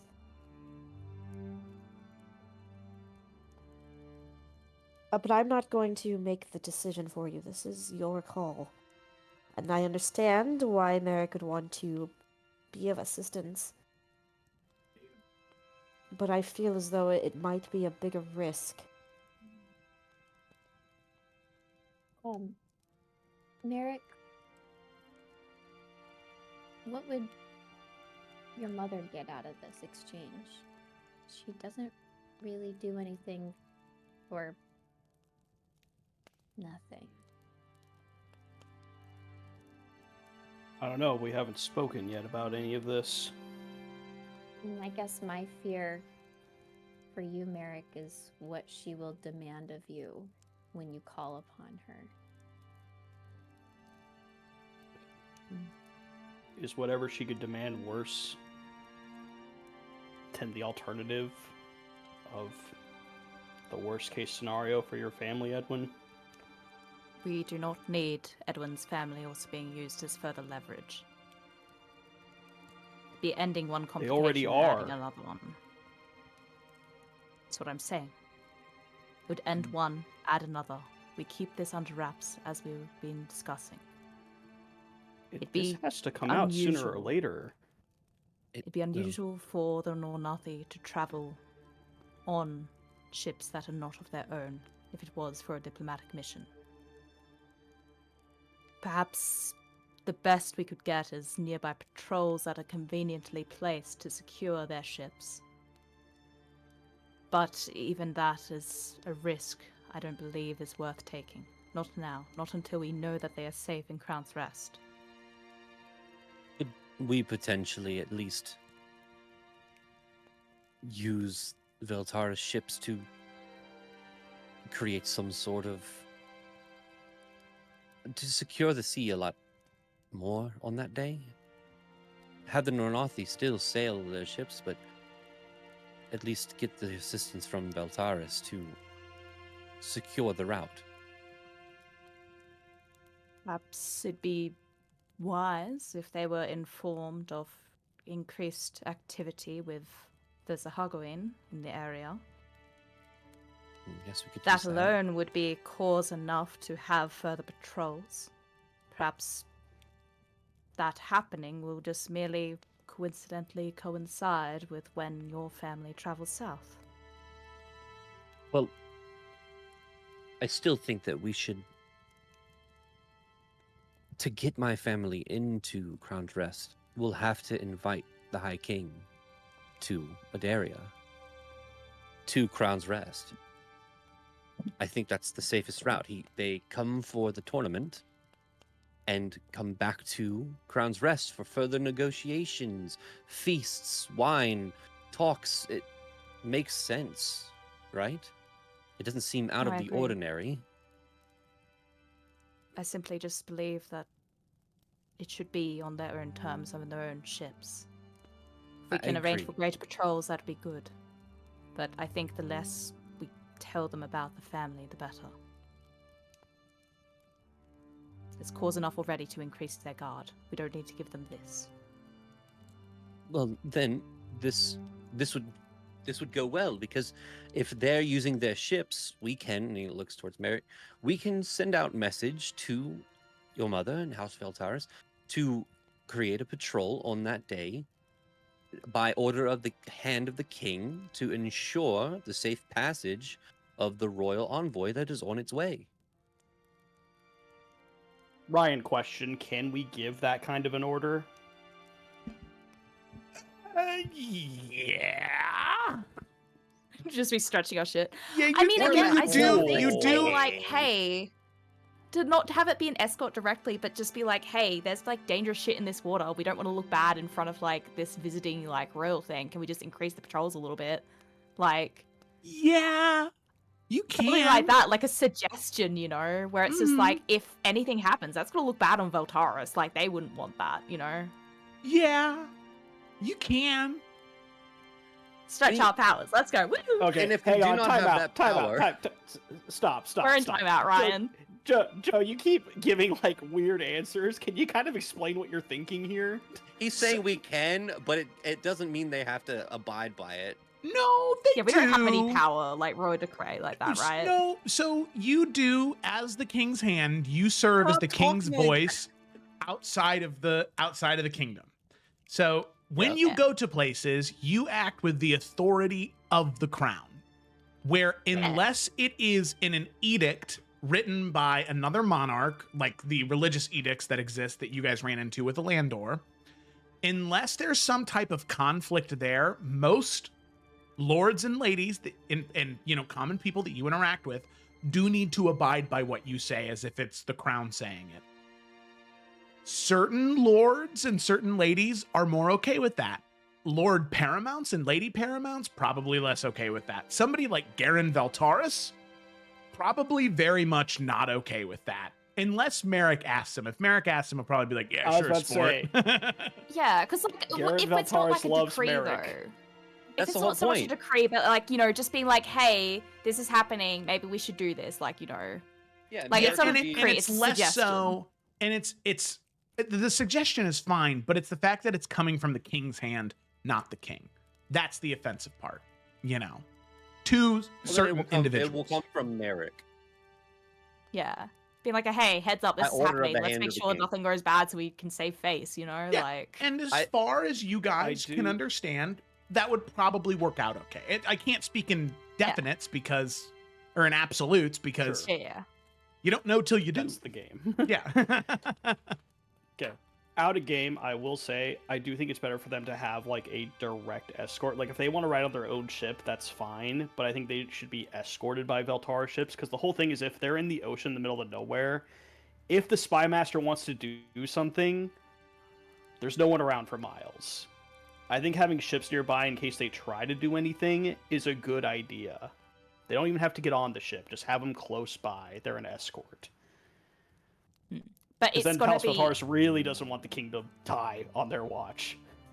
but it's gotta be, I think, on the thing of just like, oh, hey, it's been more dangerous here recently because, you know, look what just happened to Marek. Yeah. Like, it's not anything connected to being, oh, hey, we need to protect these people in particular, other than the fact that, you know, it'd be a bad look. Yeah, Well, no. exactly. Yeah, okay, cool. Yeah, so I'm down with that. Okay, so just a quick recap. We are going to invite the High King and the Nornathi, who will also have a secret message on the invite created by Via that will also say, hey, bring Astrid and Freya, Edwin's wife and child. And then we will then talk to them or do something in between. We have to let them know what's going on, maybe. And then we're going to invite them back to Yes. Adaria. Yeah.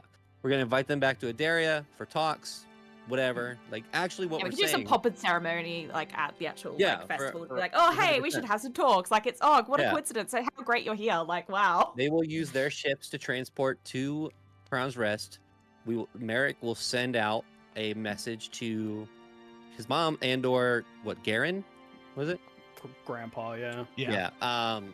To create an escort that will help the High King, who is a royal envoy, to get to Crown's Rest, who just so happens to have Edwin's wife and child on board. And then they take it from there once they get across the sea. That sounds like a pretty solid plan. Fuck you, Spy Master. Don't say that. I will too say, loud. in your original message to the High King, you need to tell them what's going on. He needs to know that their lives are actively in danger. Well, we can't send that through on the message. Sure, you can with Via's Oh, wait, message. with secret Via's one. message. Yeah. Yeah, secret month. Yeah, secret. I was like, Yeah, there's no reason to not mention that someone's. Yeah, finally that's killed but we the them. important thing to say. We have to make sure that the way we say it is that their lives are in danger, but like it's not us, like not the hand, but like Adaria as a whole, because we don't want them to be like, hold on, our lives in danger. What the fuck does Adaria want to fight? I mean, okay, consider, do we want to just directly name drop the Spy Master? Well, I was about to say, be as direct as you want. Tell them exactly but what's here's- going on. Here's the thing, though, is like, Joe, you 100% correct me if I'm wrong, because I have not technically in this game yet met this person, but as Edwin, he has met him, the High King, right? Yeah. If he hears that the Spy Master wants to kill or is using Edwin's family as leverage, would he be like, I'm gonna fucking kill this guy. Yeah. I'm gonna go on a warpath. Yeah, he's not. Okay. Yeah, the High Yeah. King of the Nornathi is not That is subtle. fair. He's, Yeah, he's gonna- somebody threatened the woman I Daughter, yeah. adopted as my daughter. Where's he at? Yeah, Me and So, her are gonna I go don't kill think- him. Like, you know, like we can't. So let's scratch that part. I don't know if the High King should actually though. I think that maybe we should lead with, we want to, I don't know.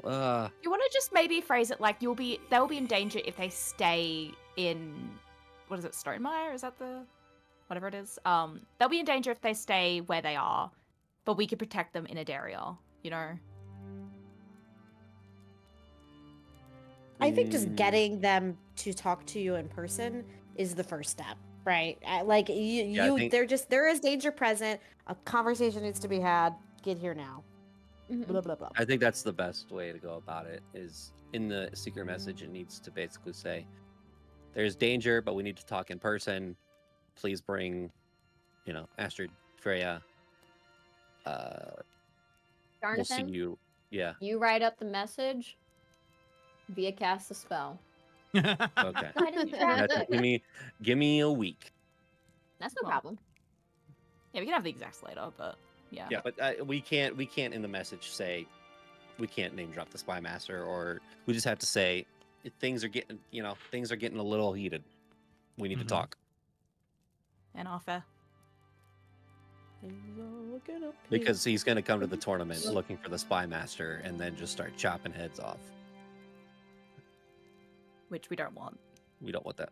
Okay. Do you think he's gonna be? Do you think he's gonna be happier when he learns that like the spy master works in the capital and that's exactly where you're sending your wife and kid?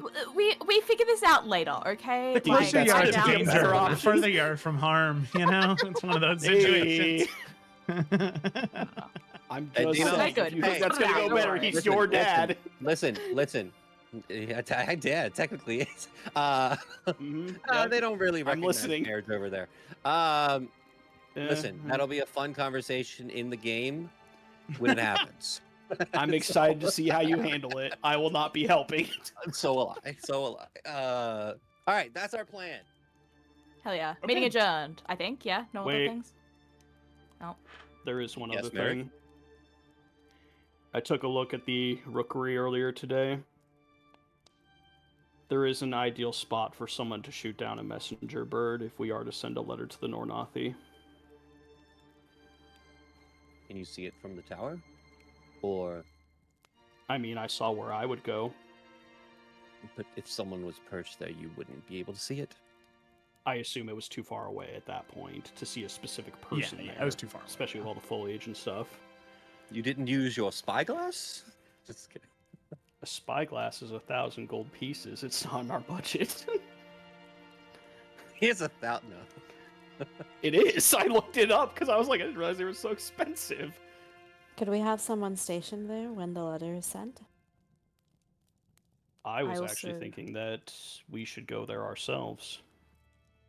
To the The only reason Nornathi? someone would to the area to the that point. Merrick Okay, described, which is I see. I see. yeah, no, not the Nornathi. The only reason someone would be there is if they were there on orders from the spy master. And if we're able to capture them, we have our first piece of evidence against him. All right. I think we it's can- important to consider that although it is a valid lead, Marek,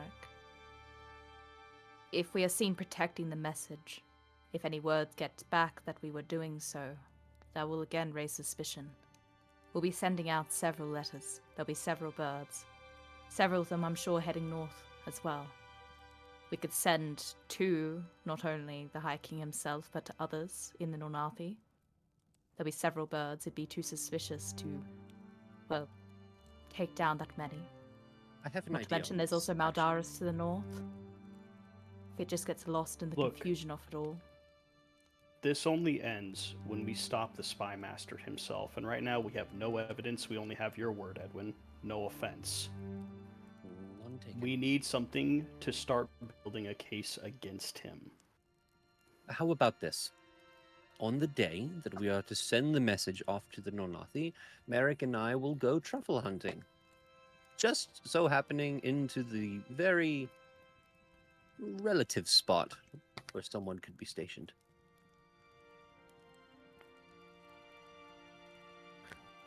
You're not very quiet. But that's the point, right? If someone's in the No. area, We don't want them to hear us. The whole point's to get the drop on them. I can go. That could I'm work. quiet. I was actually looking forward to truffle hunting, but that could work. Truffle hunting sounds lovely. I'm trying to save your family right now. I know. I'm trying to keep everything together. Sorry. Sorry. Samson and I could go. And if we see something, I can send a message to one of you. And we can go from there.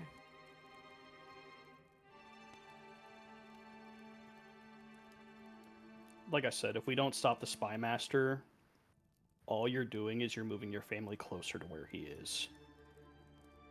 We have to stop him. That's the only way this ends. As much as I appreciate needing to get evidence as well, I will caution that it will likely be weak. Unless there's anything on whoever is there to shoot down the bird. Unless they have anything on them that connects them to the Spy Master and what their intentions are. It's very likely it could be, well, thrown as simply circumstantial. Look, It's a start. There are no words to describe how appreciative I am of all of you and doing all of this. My main concern right now is getting them within viewing distance. And then doing whatever we need to get rid of the Spy Master, but as long as they're in the Nornathi, I don't know if they're safe. I just need to see them. I need to be around them. That's the first goal. After that, we'll figure out the rest. But I appreciate everyone's opinions and your thoughts and your ideas, because it's helping me a lot, because all I keep thinking about is if they're safe.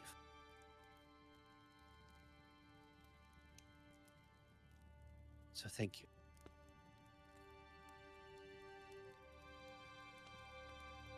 So, we have our plan. Let us start planning the tournament. I will start writing something up. Via, then you and I can work on the secret message. Mm-hmm. Merrick, do you need to write a new letter? Yeah, All right. Well, if that won't take he long. kind of pushes it back to you, if you want to hold on to that. Kaylin, if you could, I know you would be fine out there on your own, but I think if one of us could go with you, obviously not me, because my armor is too loud. Just to make sure on the day we send out the bird. We'll all be going. Well, there we go. It's a plan. Thank you. And the two of you feel confident in your ability to apprehend whoever would be there? I feel Absolutely. confident in their ability.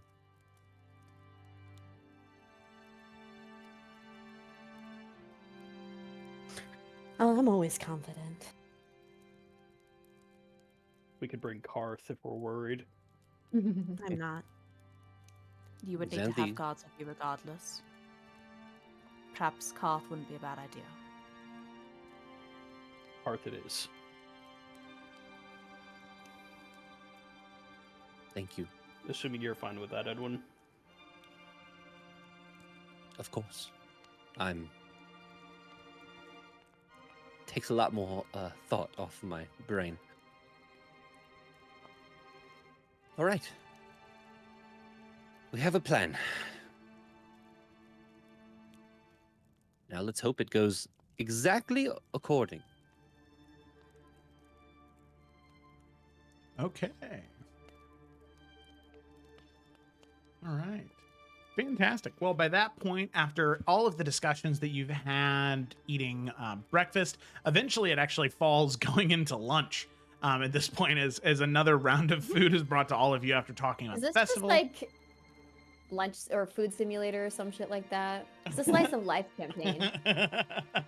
Exactly. Just what happens when you're rich. You spend Bruce so gave much me the time upgrades. talking, you need sit the through great 2 stuff. meals. Which by that point it's time for Classic some D&D. some much needed stretching. Not just in game, but also in real life. So as all of you get up and head to whatever personal things you wish to attend to for the rest of the day, we're actually going to take a quick break right there. Thank you for watching so far, everybody. We're going to take a quick break. Let's see, what time is it right now? 9:11. Well, Central Time. It's 10:11 Eastern. So let's go for 10:20, a 9-minute break. We might come back a little bit earlier. But yeah, I want to heat up a slice of pizza and eat it because I don't have time to eat during the stream. So thanks for watching, and we'll be right back. And eat it. Beep, boop, beep, bop. Wait, wrong button. Reiterate plans so we're all on the same page. Merrick, Yep. with 2 other guards, and Fiddle in his pocket, looking around. Via is going to infiltrate into said place and attempt to pull lever to open door. We, the children, and some guards are going to be standing off to the side hiding, while another envoy goes up to the front gate. And no, we're just all hiding. No. There's got to be the envoy of, I think, captain and maybe 3 guards, just so there's more with us. They're going to be going to that exposed like wall entrance, and they're going to be posing as an envoy. Okay. Because we want where the conversation to take place not be near the gate, because otherwise that makes it way harder for me to sneak up to where the lever is if everyone's gathered there. Okay. Yeah. And Kaylin's going to do some talking.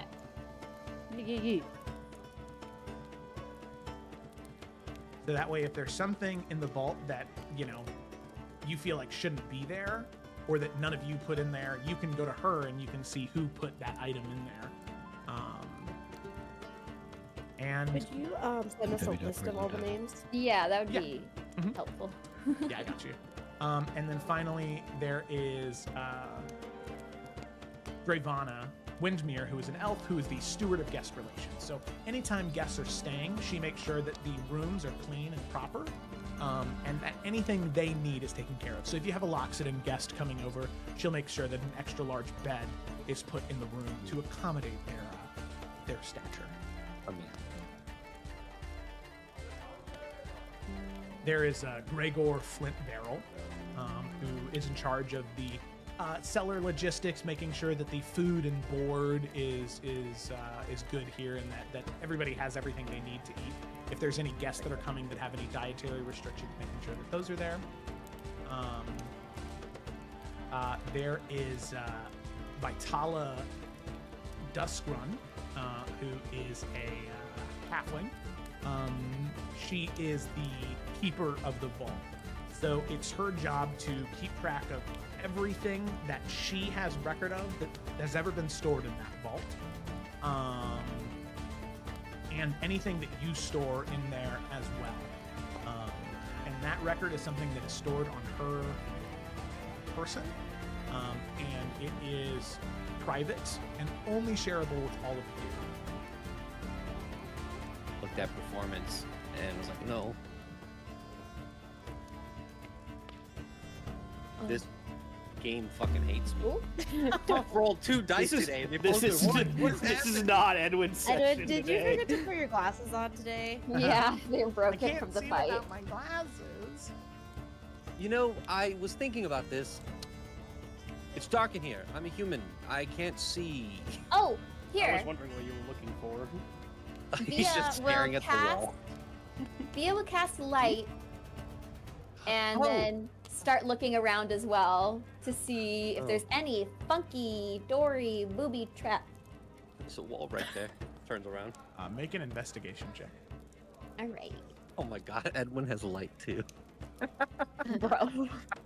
You know, it's like when the music's too loud, you can't see. Edwin, it's not super dark in here. No. There is Yes. okay. She's basically gonna be like, I'm here as a representative of the king's hand. They want to meet you, but I'm here to ensure that we can come to an arrangement on how to meet safely before they actually show up. Meanwhile, sneak. There we go. Okay. Got it. You got it, Joe? I hope so. I fucking don't.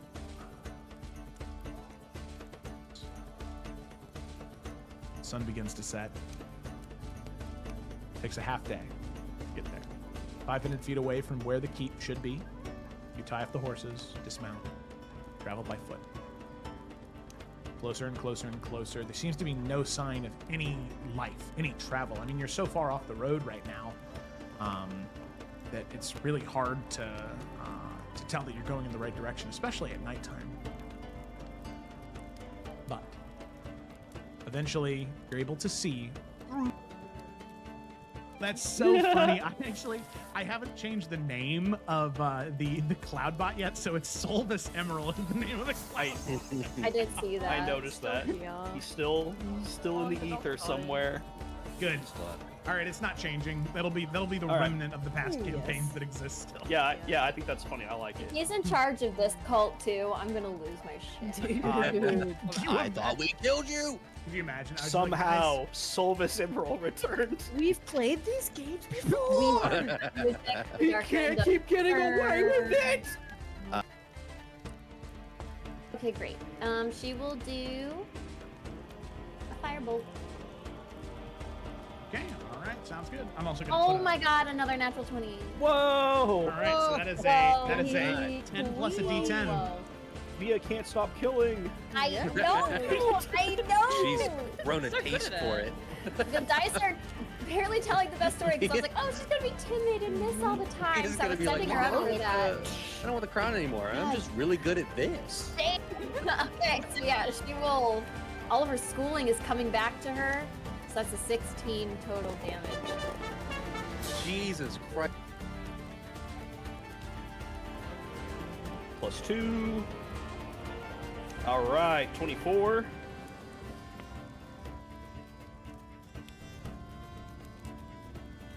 Everything is fine. Make a deception I check. promise. Make a deception You check. say that. Kaylin what's is she gonna do about it? literally like rubbing her temples right now. Also, if we're going back to Rosemont, we don't need her to do anything anymore. Oh, Kaylin is really rubbing her temples. Oh, no. No. Oh. You see, she just kind of stares at you for a moment, and she whispers very low. Is there someone in the room with you? No, Captain. It's just us. There is much to discuss.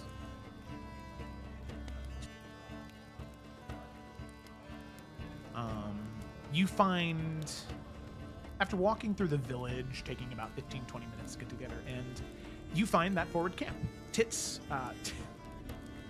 No! You find pitched tents. Pitched tents. No! Clip it. Hey, there's your first Clip one. it. Looks like tits. Clip those tits. God damn it. We were 20 minutes in, dude, and I couldn't. Jarvis, clip. And he will give a very low bow. Head out. As the door shuts.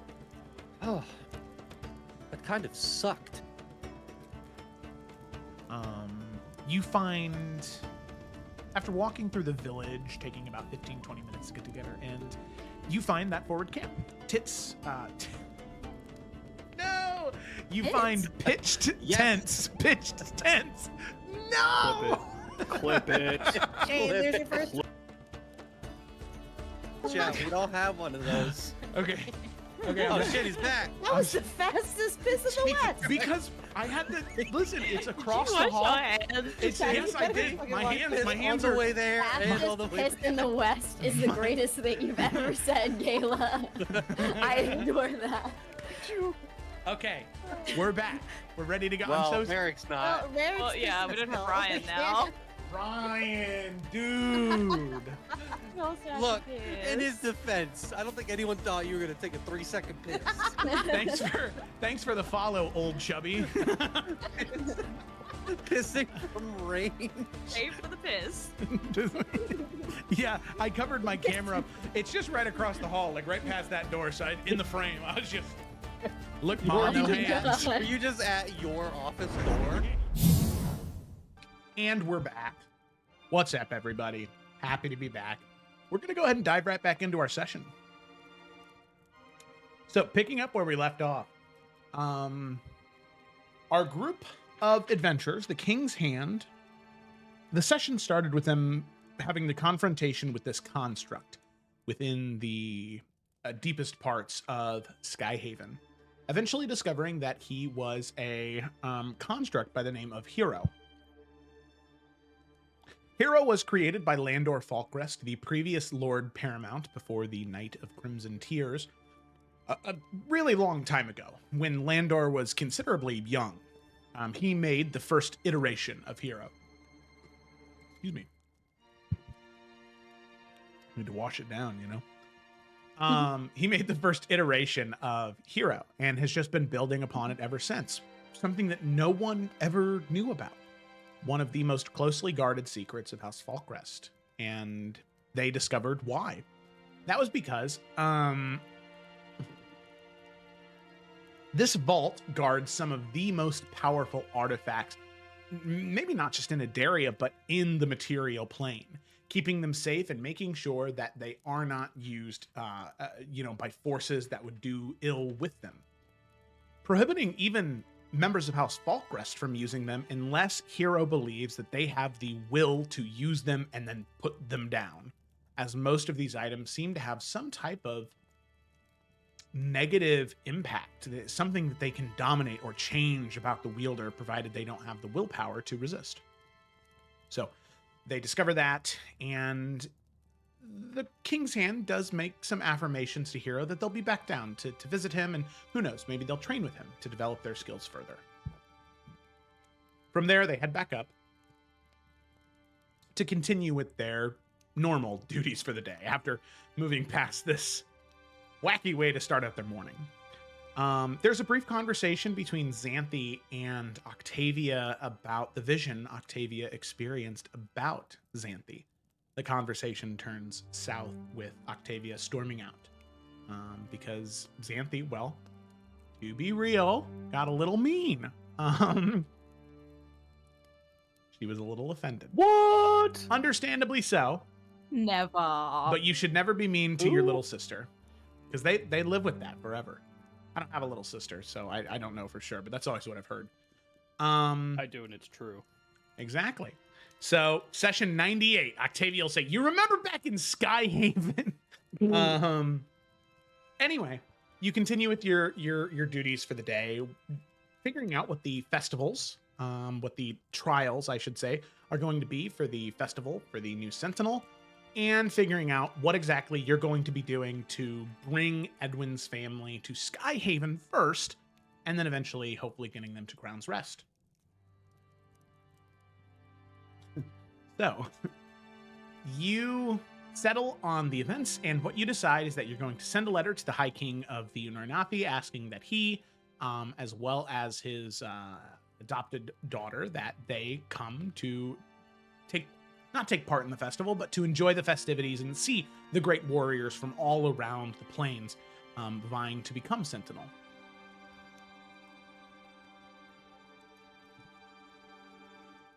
So many sips of water, I lost my train of thought there. It finally derailed me. That, plus sending word to Sharn and Garen, Garen Veltaris being the Lord Paramount of House Veltaris, to provide an escort. Not necessarily transporting them, but just to provide an escort to make sure that the waters are extra safe for them as they travel.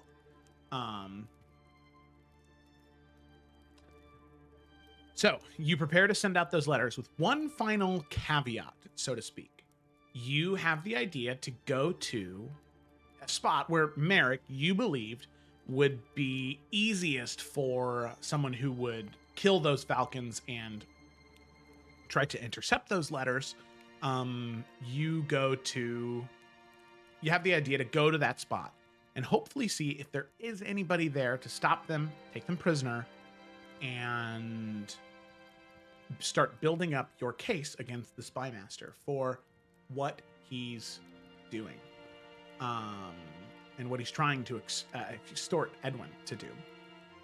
So, all that finally out of the way, all of you depart after those meetings to draft those letters, to prepare to send them out, and you gather yourselves for whatever awaits you in the rest of the day, and eventually when you start your travel to Faithspire. So, as all of you exit the room, you begin doing those tasks. Was there anything anybody wanted to do in particular before preparing the sort of next big thing, which I believe would be heading out to the spot before the letter's sent out?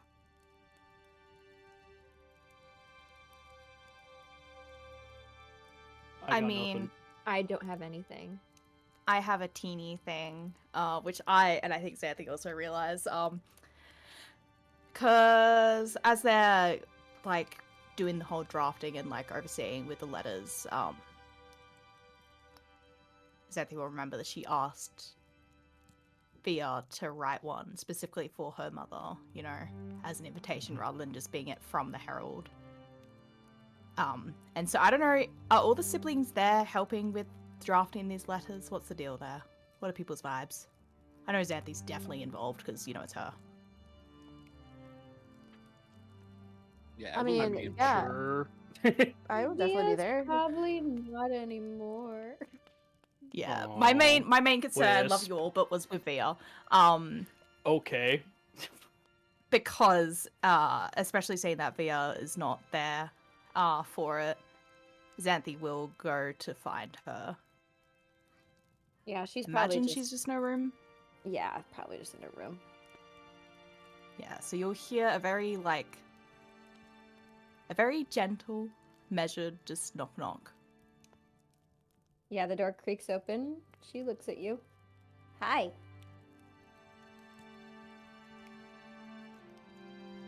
Were you still wanting to send a letter to your mother? Yes. We will be sending them out soon, and I wanted to, well, since you weren't up there, ensure that it was collected. Okay. I'll go ahead and write that right away and get it down to you.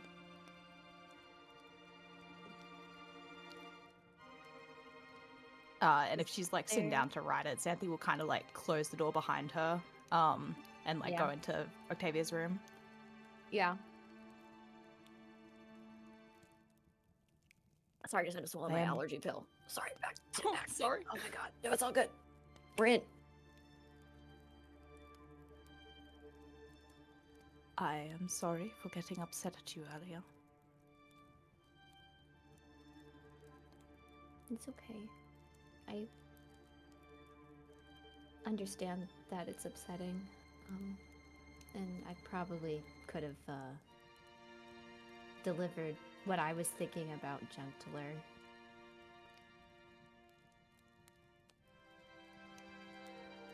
I am my own person, Octavia. If that's ever a concern of yours. It wasn't. Ever. But I will be honest with you. I did get freaked out by my vision, but I don't think that you're not anymore or anything. I got very afraid. Because I know you, and you are so strong. I'm sorry. And I hope that means that you know that I will not take any such orders or control from anyone. Certainly not like that. I will never do anything that goes against this kingdom, Octavia. You know that. Originally, my fear was corruption, admittedly, and I feel awful for admitting that. But I think what my fear has turned to more so is something else being strong enough to challenge you. And you doing that by yourself.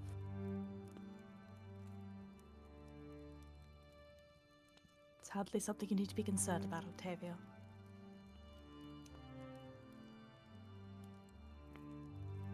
I am, though. Your concern at this moment is writing that letter to your mother. Ensuring that gets sent out. Be seen as rude if she was not to receive one, or to receive one later than anyone else. I'm sure you'd agree. Yeah. I love you, Xanthi. Love you too, Octavia.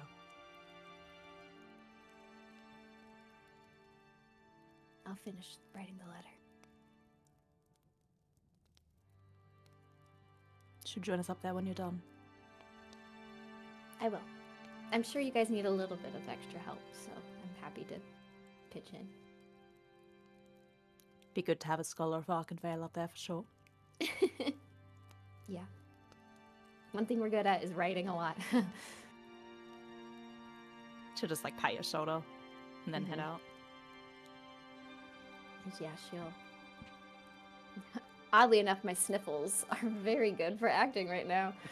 She'll like wipe her nose, probably rub her eyes that got a little teary, and then finish writing the letter and scurry on back to help them. Okay, sounds good. So if you want to let me know, obviously you don't need to write out the letter like word for Right now, word. yeah. But Oh, okay. You just want roughly. yeah, if you just send me the vibes, that's fine. Because we'll see what happens.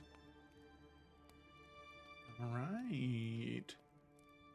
So, letter drafted, letter sent to Circe Alisades, daughter of the Praetor of the Arcadian Republic of Alesia. Mouthful of gobbledygook I just said right there. So, Gobbledygook. What a title there, Joseph. So, like nobody even hit the hydrate button there. I'm doing it for fun now, dude.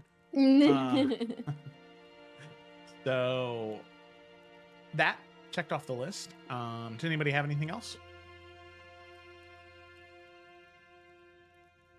I mean, Merrick will need to talk to Karth before we head out, but Yeah. if he's cool with not asking a lot of questions and shutting up, we don't need to roleplay that. Yeah, no. If you tell Karth I'll let to go that be with up to you. Yeah, he'll be like, all right, yes, sir. Well, I mean, because I think we phrase it as like, hey, we're going out to do something. You know, we trust you. We need you with us. You can't speak of anything that's going on, you know? Mm-hmm. Because obviously we don't want him going back to Vela and just being like, man, we just found this guy in the woods. We just beat the snot out of him. Yeah, no, he's like, all right, whatever you need. Yes, I love Karth so much. My man. Cool. Then, no, otherwise I'm ready when Kaylin is. Mm-hmm. Yeah, I would say like during this moment, Kaylin would have went back to her room. I don't know. I think looking at the wall a little bit more closely where the snake symbol appeared. Is it still there, Joe? Uh-huh. Yep, it is. I think she would just look at it, her eyes kind of looking in the corners and the shadows of her room for something, and not seeing anything. She would just be kind of, I don't know, lost in thought whenever Merrick arrives, but she'd be ready to go. Okay. Doesn't need to be roleplayed, but Edwin would definitely find the two of them and tell them to be safe. If things go bad, don't stick around.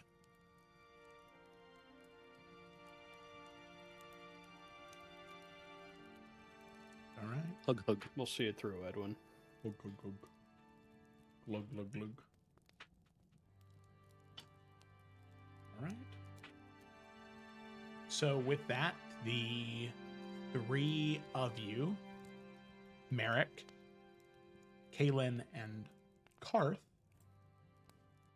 you leave Skyhaven, heading down to Sea Haven, and then eventually out into the woods and mountainous area surrounding in search of that spot that you saw, Merrick. Stealthily, say- we're doing that. Yeah, I would say Kaylin, as somebody who likes to sneak out and go to places that she shouldn't, would definitely have kind of changed a little bit. She probably would have grabbed a common cloak that she has that's dark, that's just black. It has a hood on it. Kind of ditched the longer skirts for something a little bit shorter, so she's able to move quickly. Got the soft toe shoes on, just so she can like blend with the shadows a little bit better. Yeah, Merrick's definitely not wearing his crimson red, his maroon red outfit. He's definitely wearing something more green, brown, earth tone to try and stay hidden. Okay. Sounds good to me. So,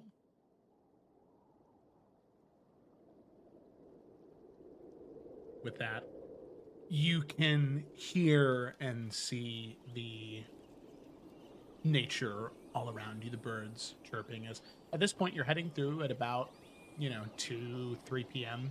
as you begin to make your way into the forest, so you can clearly navigate through it and be able to find your way back by the time that you get there. It'll probably take you an hour to walk there and an hour to walk back, plus whatever you do at the spot itself. However, as you are walking, Karth is taking a little bit of a wider route away from all of you, trying to scout as much as he can. Since he is the only Adarian watch here, he needs to make sure that the area is secure that you're moving through. So it is the two of you that just be no longer than 120 feet away? Yes, he will make sure That'd be cool. to stay that distance, yeah. But yeah, so he's close, Wait, he's that's nearby. Eldritch Blast distance. But he is not within earshot. So as the two of you are walking along, over the course of that hour, is there anything the two of you are talking about in the meantime? Before you get within a distance that would alert the guy if he heard you. Merrick would reiterate to Kaylin that capturing is the priority, but if that doesn't look likely, then we gotta kill him so he doesn't report back. Which, obviously, Yeah. when he's dead, that'll be its own thing, but capturing is certainly the priority. Yeah, I mean, she's in total agreement. I mean, you can tell she's a little like not absent-minded, but she's very like deep in thought. Like she's here, but her mind seems to be elsewhere right now. You alright?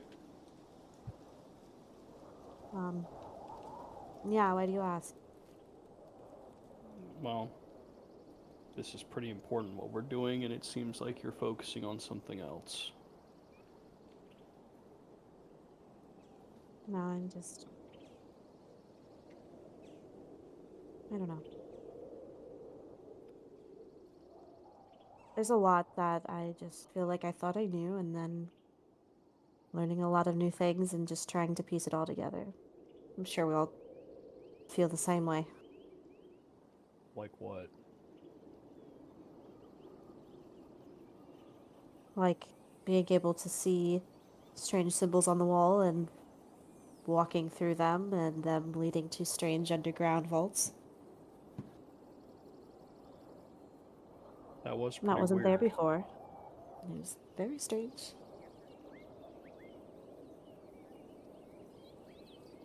Not knowing that Talon had built shrines to my gods out here. He did? Yeah, apparently. Bjorn showed me one.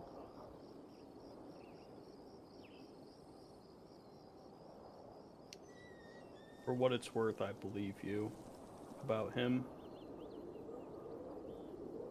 About Bjorn? Yeah. I know you're not going to tell him anything. No, I don't need to. He's... Well, a pretty powerful, albeit scary sometimes, individual. I don't think he needs my help. Well, along with that, I know how important your people and your culture are to you. Someone from there becoming Sentinel, I know the last thing you'd want to do is do anything that would make people question the validity of that. Thank you. It means a lot. It means a lot to be seen.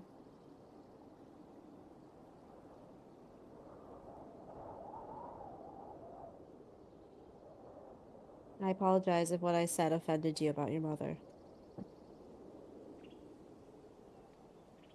I don't blame anyone for being worried about it. I see Just how the she longer we affects keep- you.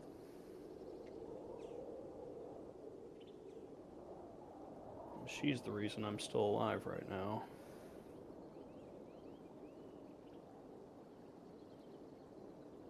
She kind of opens her mouth to say something, but she just kind of pulls her hood up a little bit more.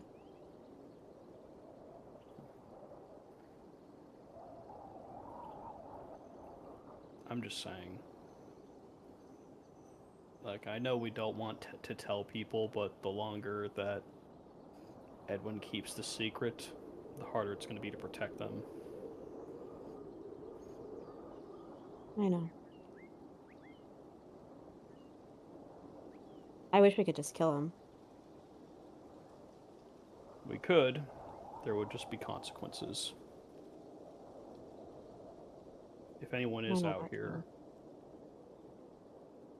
If anyone is out here, I know what Xanthi said, there might not be a lot of evidence, it might be light, but let's be honest, the only person we have to convince is Father.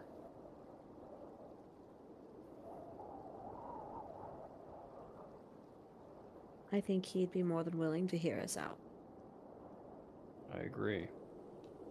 Especially in light of when Edwin finally talks to him. So hopefully we are not wasting our time out here and we can make this count. Because I'll be very disappointed if we come all the way out here and no one's here. Beautiful out here. It is nice. Wouldn't be a Lovely total wind. waste. Suppose you We got got me rid there. of all the spiders inside, so... Not all of them.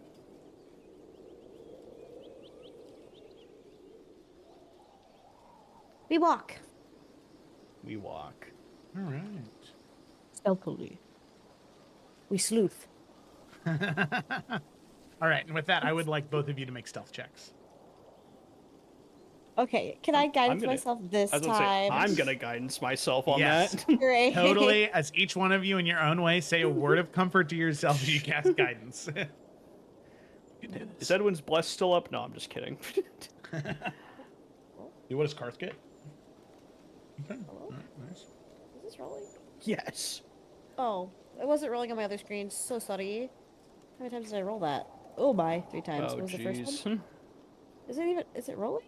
No, it's not. I'm rolling. not seeing it. Just put, okay. So let's do a d4. Big apologies. Bloop. Oh, right. Thank you, D4. And then your stealth check, so whatever. Let's go, 22! 14. So Okay. 16, or is it 12 plus 2? It's 12 plus 2. Oh, okay. I tried. That's okay. I didn't roll very high, but that's okay. Hey, look, for level 2, that's not bad.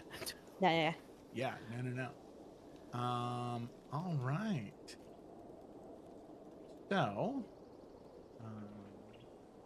with that, the two of you, plus Karth now kind of rejoining the two of you, all of you stealth along. And this is a group roll, so we're going to take the average there. Okay, cool. So that is... Yep, that is higher than what it needs to be. Yeah.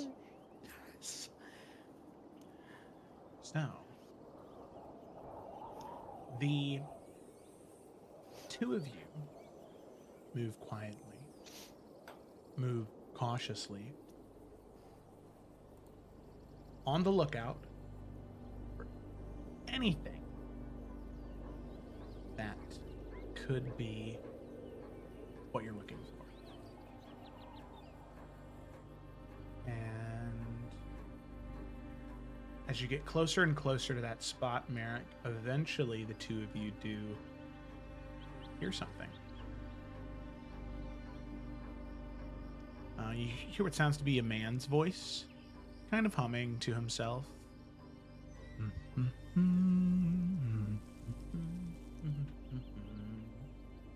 Seemingly unaware of anybody approaching on his position. Do we see him, or do we just hear the humming? You just hear the humming, and as you're sort of beginning to make your way around a couple of trees and these rocky sort of cliff sides that are sticking out and these big boulders, the singing seems to be coming from an elevated, rather small plateau that extends a bit beyond the trees. So in order to get up to that rocky area, there is a rather steep cliffside that you need to climb up that's about 20 feet tall.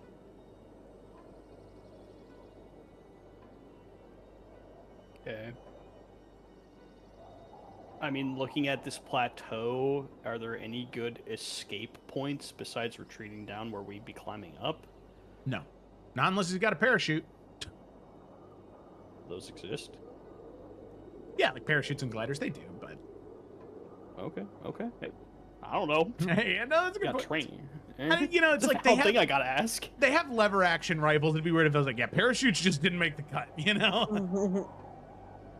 All right. But yeah, obviously Merrick, holding up a finger, and he'll kind of motion for everyone to move ahead if they are. But he'll go first, I guess. Go on, Ranger. Okay. All right, so you make your way up quietly to the best of your ability. Yep. Mm-hmm. Okay.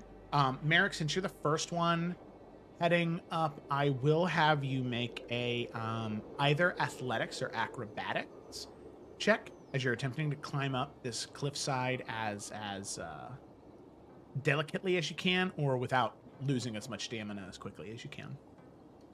For sure. And I assume since we can hear him coming, we're too close to cast guidance without him potentially hearing that, because you have to say something to cast a spell. Okay, so just a straight roll. Yeah, I'd say you need to make another stealth check to see if you can kind of keep it under wraps in this more high adrenaline situation, but...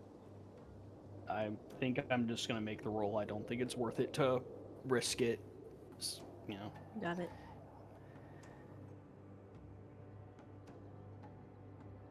Not great, but not terrible. Okay. Like 20 feet. Yeah, with a 12, you do it slowly. You do it dexterously. It does take you a fair bit of time. That's fine. Let me check one thing here real quick.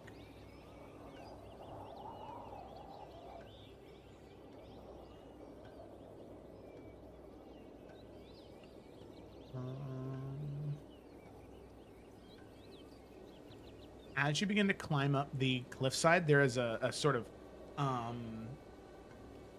collection of still very full bushes that are right up at the top, seemingly kind of hiding this area. And you can kind of like go prone into that foliage. It seems as though nobody notices you. Unless... Do I have a better... Oh. I'll double check. Okay, no, they removed that thing. So, yep. Okay. Do I have a better look at this guy now? Yeah, so at this point, you can kind of see the very top of his campsite, as well as two other creatures that seem to be here with him. You see one man, rather rough looking individual wearing black leathers, and he has this like large black bandana tied around his neck that seems to be ready to be pulled up at a moment's notice. Short cropped hair, rough look to his face. He may be only in his 30s, but it looks like he's been through a lot. And up on this plateau, there are two wolves as well. Strangely, they actually have leather collars around their neck, seeming as though they're tamed. The thing that is really interesting to you, Merrick, is you recognize a pin on his side, right underneath the bandana. You can just kind of see it poking out with your 14 passive perception. It's the same pin that the Adarian Watch wear. All right. Merrick's gonna hold his position, but he has his gun trained on one of the wolves, so that if he does get noticed, he's just firing immediately. So he's holding his action, basically. Okay. Sounds good. And then let me go ahead and do this, and this, and this, and this. So I'll go ahead and move all of you to the side.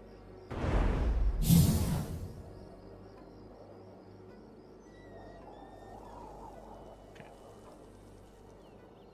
So this, by the way, let me go ahead and share this image. Actually, wait a minute. It'll pop up with something else too. I'm not going to share the image just yet. So with that, Kaylin and Karth still have to climb up. Karth will look to you, Kaylin, and say, "You head up first. I'll keep an eye out down here. I'll give you a boost." Just want to let you know, Joe, I fixed my... I assumed that I would have done my actual short rest, and I did not do that, so if you saw me add life, it's because I didn't do that. So don't be... I'm not cheating, I didn't do that, and I'm like, I definitely... Unless you want me to be at 11. No. It's okay. I'd really rather you not be. Great. No, yeah. So it is Kaylin's turn. You can do athletics or acrobatics to climb up, unless you have a different idea for what you'd like to do. So Kaylin is a very observant person. She has Mage Hand constantly cast with her hand that's not there. Dandy, shut up. Hand isn't that strong.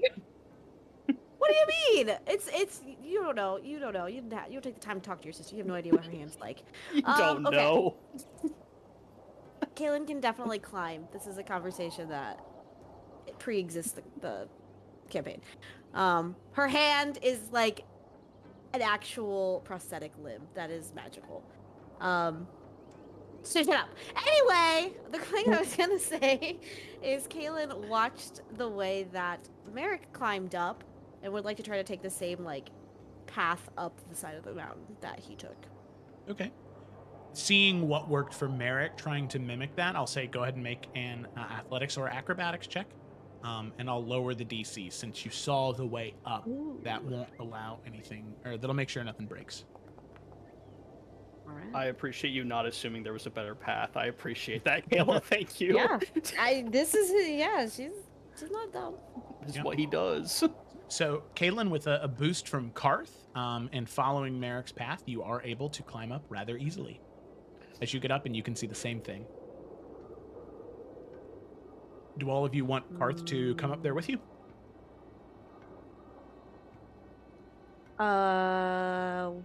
Kaylin is going to...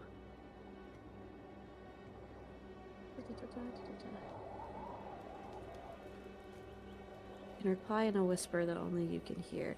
If I send message, do I have to speak it? Yeah, it's a whisper. Yeah, I do. But it's really yeah, quiet though, so I mean that's up to you. I don't know. Kaylin's gonna look at Merrick and then point down to him, as if, what do? I mean, so we see no parachute on him, correct? That was established. As far No, as there's a you parachute on can this guy. tell, there seems to be no As far as type you of can tell. repelling apparatus that he has on him. So where he's like laying down for the shot and that spot right below him, how far of a drop is that? About 25 feet. So I mean, he could jump. It's just gonna hurt. Exactly. Yeah. He'd probably, have a little bit of trouble running at that point. I will say he does have like a small tent, and then he actually has a wooden stand that it looks like the crossbow he carries with him would be set on, so it's like perfectly lined up. Oh yeah, classic sniper's perch, sniper's nest, absolutely. I think, does Karth have like a ranged weapon? Does he have a bow? I felt like he had a bow at Serwyn Keep. Nope, he's got the same outfit that all of them do. He's got a sword and a shield and a lever action rifle. Oh, he has a rifle. Okay, even better. I kind of think it might be a good idea to have him down just in case, because again, we really want to capture this guy. So I mean, is there a spot that he could move to where if fighting starts, he could get like a shot on the guy? Yeah, you could instruct him and he could move over here, and there's a bit more of a place where he could move up, like in this bush right here. Yeah. I know it puts a little bit more pressure on us, Kayla, but I think that this is the play. Because Karth will just be able to continuously take some free shots. We're getting a surprise round here, I assume, so hopefully we can do some damage real quick and, tidy this up as quick as possible is kind of what I'm thinking. Yeah. You good with that? I'm okay with that. All right, it's decided, Joe. Okay.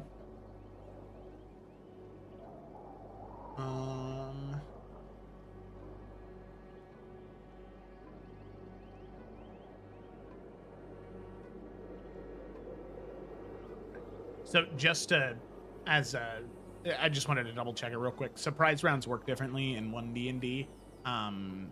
They get disadvantage on their initiative roll. That's what surprise rounds are.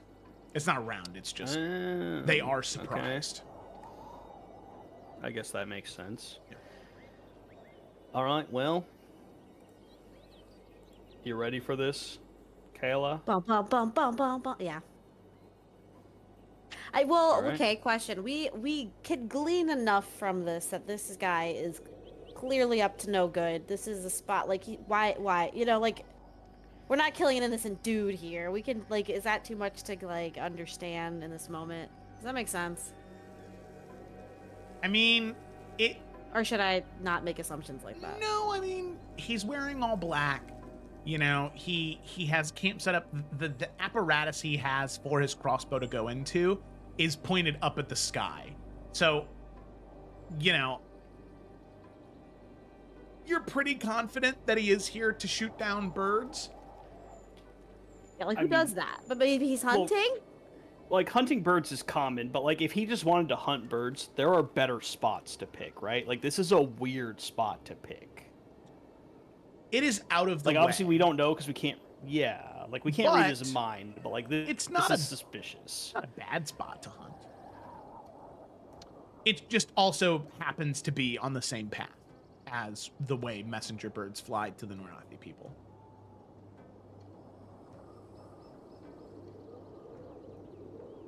Well, I mean, do you want to ask this guy to surrender, Kayla? What are you thinking?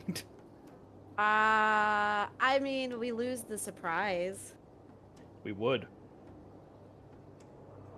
You and I would. Karth wouldn't. What? You can't just do that. You can't just wash your hands. I want your opinion. I mean, here's the thing. We want to capture him. We don't want to kill him. We also need to confirm for surezies what he's up to. Obviously, we're making our assumptions, but we should definitely probably confirm. Okay, also, he's not out here just hunting. He has, his Adarian watch pin. He's here under orders. He's not here on his leisurely free time. You're right. Nah, surprise round. We attacking. All right. That Veltaris is coming out, Mm-hmm. Okay.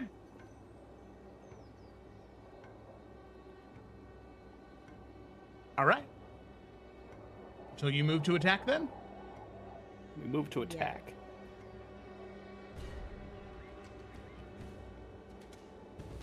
All right. Please. As the two of you stand up and begin to move in, I'd like both of you to roll for initiative with advantage. And I will Ooh. roll with disadvantage for them. Okay, that was just a straight roll. Second roll. Okay, that's much better.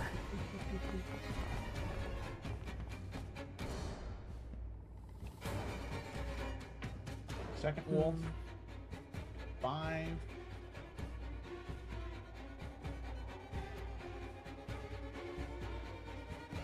And for the bandit, it's going to be 12. For Karth, that's going to be 15. Okay, all right. As we begin combat, Hell Merrick, yeah. you are up first. All right. Merrick is going to run. I'm thinking we try to clear the wolves first, Kayla, to get I have an idea for the wolves. I don't know if it'll work. It'd be really cool if it does. I don't know if you want to trust me on it or if you want to do something or. I mean, how confident do you feel? I think I don't want to take away your cool works, plan. but I don't know. Like I can't control these wolves. All right, I'm choosing to put my faith in my sister and in you, Kayla. All right, Oh God, Merrick's okay. gonna run up on this homie. I don't know how to be more supportive than that, Kayla. That's okay. All right, he's going to run up. Bonus action. We hunter's marking, baby. Okay. And he will attempt to stab the Drake Bane dagger into him. So he will roll to attack. 17. 17 hits. I was like, that's a long pause. Don't like that. 9. All right, so that's 9, and then another d6 for the hunter's mark. Also, I'm sorry. This is non-lethal damage. Got it. All right, thank you, hunter's mark. You know what? One's one more damage, you know? 10. 10. Even 10 damage. Yeah, Merrick, as you run up and you slash with the jeez. the dagger, you can see he didn't see you running up at all, and he lets out this, and he sort of falls over onto the ground, barely able to catch his breath in this moment. Anything else? That's my movement action and bonus action, so that will be it. All right, Kaylin, it's your turn. Okay, Kaylin's gonna take an unorthodox approach here. She's gonna climb up and she's going to stand in front of both of the wolves, kind of pulling her hood down, and she's going to scratch at the air, clawing the spell Speak with Animals. And as aggressively as she can, and also remembering some of the things that Bjorn has taught her, she's gonna take a very primal stance in front of these wolves. She's almost down on all fours, and she's just gonna shout in their direction, and she's going to say, "The great serpent is coiled and ready to strike. Do you dare defy him? Stand down now, or I will end you." And she's baring her teeth like a bear. Okay. Yeah, go ahead and make an intimidation check with advantage is after sick. seeing Merrick almost kill their master. Still could. Don't forget.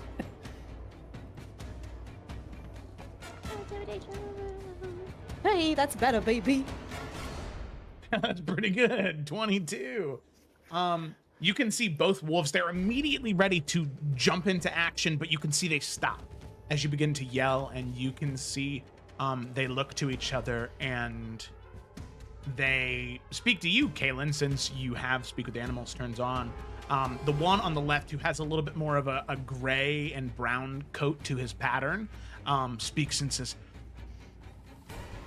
"We will not attack, but please do not hurt our master more, please." And you can see the wolf right next to it, pretty much all white, says, "Yes, please. We will not attack, but do not hurt our master more, please."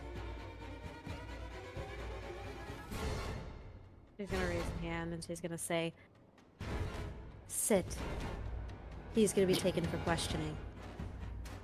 So he both wolves, they go to sit on their hind legs, like, but you can see like dogs when they're like ready to jump, like their muscles are tensed, you know, like they're ready to move.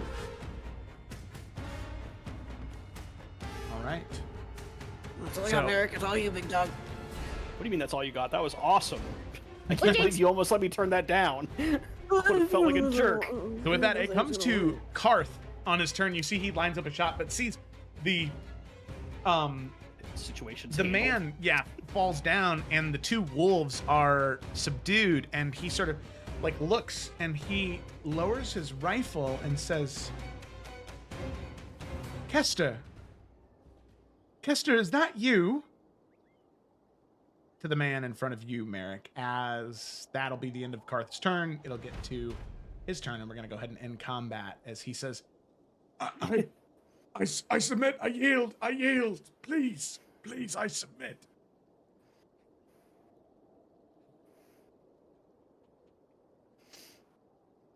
And it seems he's being honest. Like, he's not like motioning down to like a dagger or something to stab No, Merrick. he's like Okay.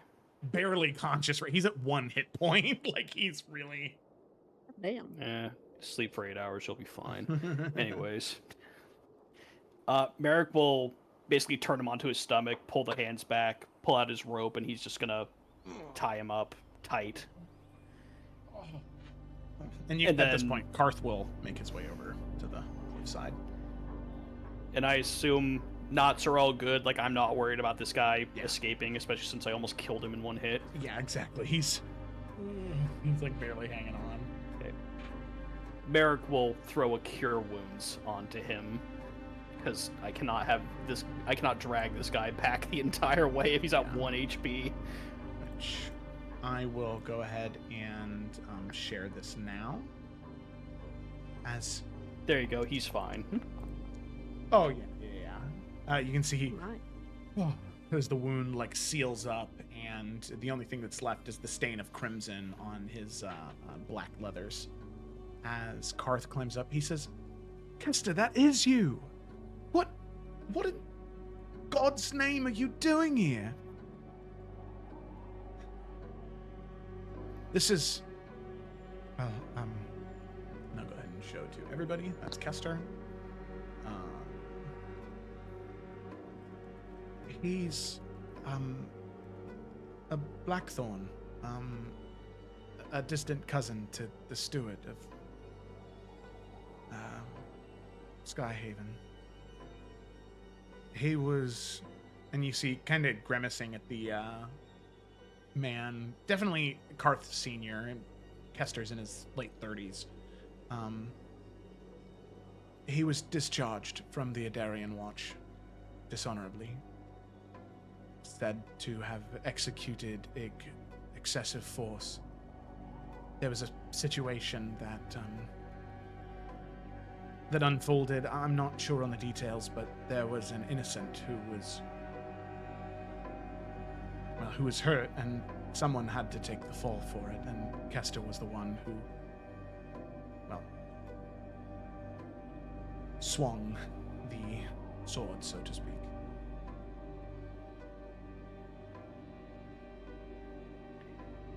Looking over at Kester, does he say anything, or is he denying the charges or anything? Or He's not denying anything.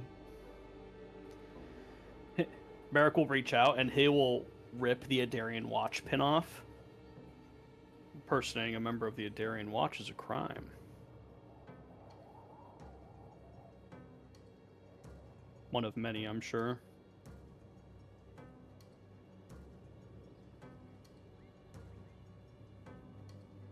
Just not talking. Yeah.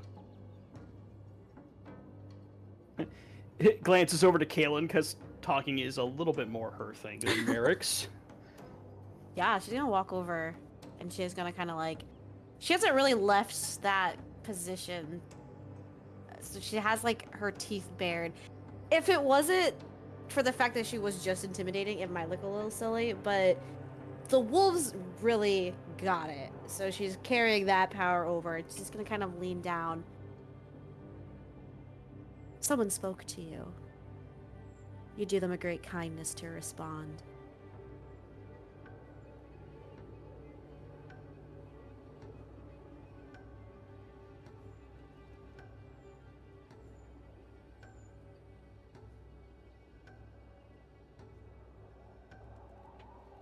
Just promise me my dogs won't be harmed. They're my friends too. They're fine. Not your friends. They won't be harmed. Now speak.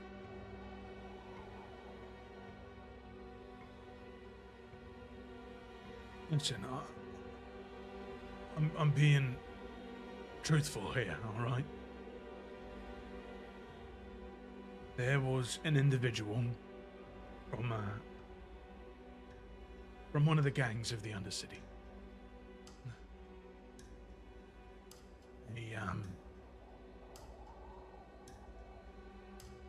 A warforged fellow.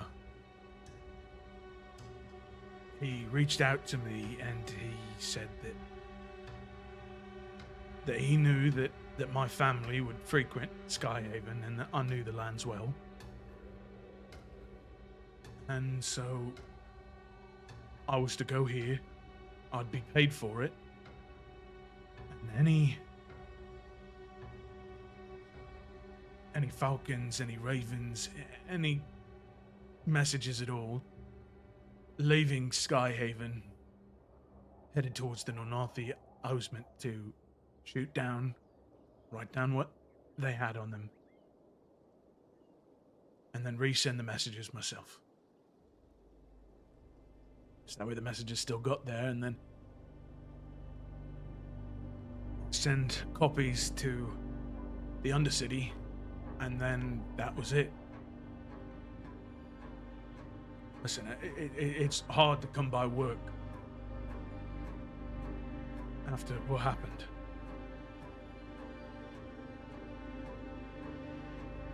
Do I believe him, or do I feel like he's purposely giving enough to whet our appetite, but is holding something back? Make an insight Kaylin check. also was curious. Yeah, let's make an insight check. I'm gonna guidance right in front of his face because I don't care if he knows. If that's all right. Yeah, sure. I'll take a little bit of that. I Double mean, dip. why not, right? All right. Wait, Well, is it's this probably insight? good. It's yes. Okay, sorry, I'm an idiot. It's fine. Beep bop. It's probably not. Yeah, well, it's not going to be me. It's going to be up to you. Okay. Yes. Okay. Okay. Let's go. Yes, Kayla. 18. Merrick, as far as you can tell, it seems as though he's telling the truth. Caitlin, however, it does seem like he's holding something back. He doesn't look at you the entire time. There's a few moments around his story about somebody reaching out to him from the Undercity in particular, where he kind of darts his eyes to the side and you just barely catch it. Kaylin is gonna sit down on the ground, just in front of him. I know you're lying. I know that you're not telling me everything. I don't want to kill you. But I need to know what you are not telling me.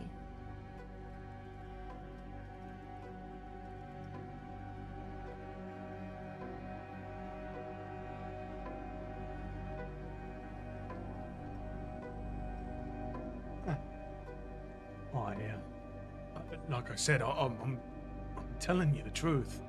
No, there's something missing.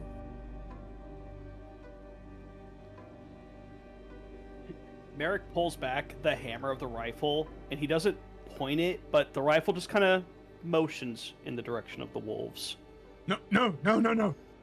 And you see he kind of like jerks in a moment, like towards you as if he's like getting ready to get up. And you can see Karth sort of pulls back the hammer on his rifle and pulls it up. Merrick doesn't flinch. Oh. You see he like looks to the wolves and looks to you and looks to Kaylin. Kaylin's gonna put a hand on his chest and sit him back down. I don't want to hurt anyone. But what you're doing is putting a lot of people in danger. A lot of important people in danger.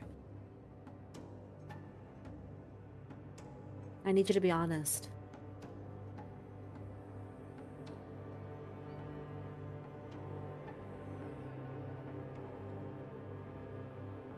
Listen,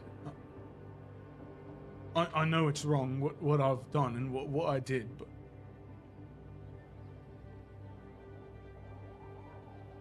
I just... What's gonna happen to me? We have a justice system for a reason. But I was only discharged because I followed orders. I understand, and that is not the issue that we are talking about right now. We all do things in desperate times. We all make choices and mistakes, and we have to live with them. Oh, except for you royals, right? How many mistakes do you get to make and just walk away from? How many small people take the fall because of mistakes you make, huh?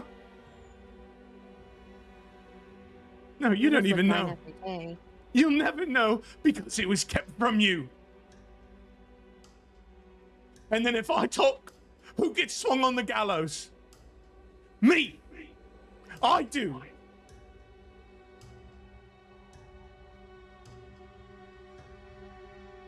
Is that your decision, then? No, I'll tell you.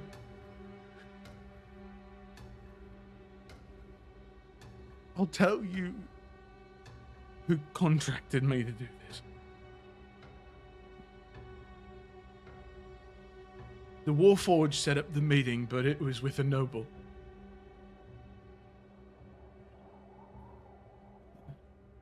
Damien Thren, a vassal to House Eldrin.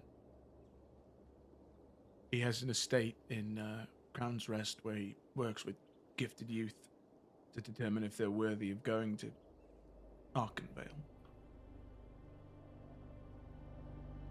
He's the one who I spoke with. I promise that's the God's honest truth. He paid me. Eldrin gold he gave me. More than what I knew what to do with. How much? 500.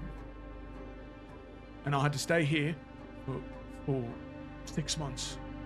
Any letters I found, send back. He sent me maybe... Been here for a month and a half now, I think. Ever since you all, ever since the King's Hand started. And have you sent any letters back? Have you shot anything down? Yeah. Maybe 3/3 so far.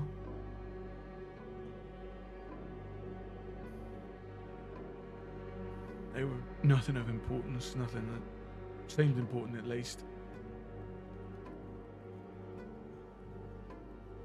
One was from the Lord Paramount, the Sentinel. It was some communication he had with one of the kings of the Nornorthi, apparently about an artifact that he had found on his adventures there one time. He was wondering where it was and if it was still under safekeeping, something he thought he might be useful in the coming weeks and months. No more specifics than that. Another one was to I forget his name. Part of the Church of the Unbroken. Aldrin, I think. A letter to him from Rainier to ensure that there were enough priests to handle Edwin leaving the Nornorthi lands. Something from the king. The final one was just trade dealings sent to the High King of the Nornorthi from the steward from my cousin. But please, she doesn't know anything about this. I mean, we barely know each other. I'd hate for something bad to happen to her. She's always been... This has nothing to do with her.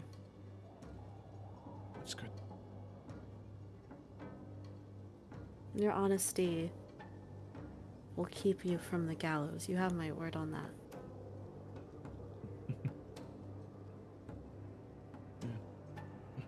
All the truth except those that matter, right?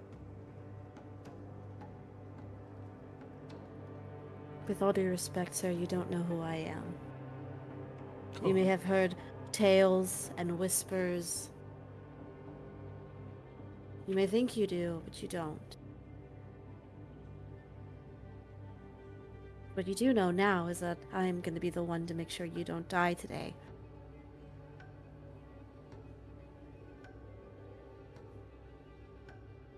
Is there anything else you'd like to tell us?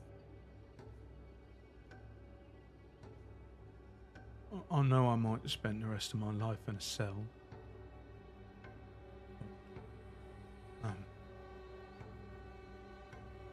The names are Shade and Ghost.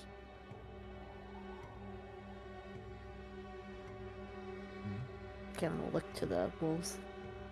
Shade, he prefers veal, and Ghost. It's not good for him, but he loves pork.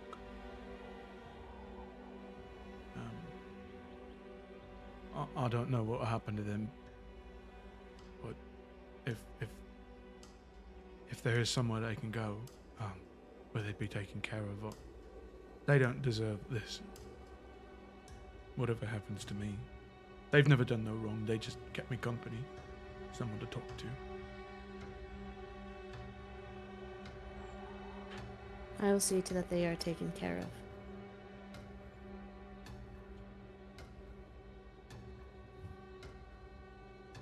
Kaylin looks over her shoulder at Merrick.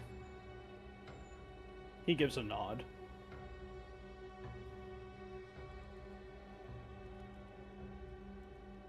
Kaylin's gonna look at the wolves. Please come say your goodbyes. She's gonna stand up.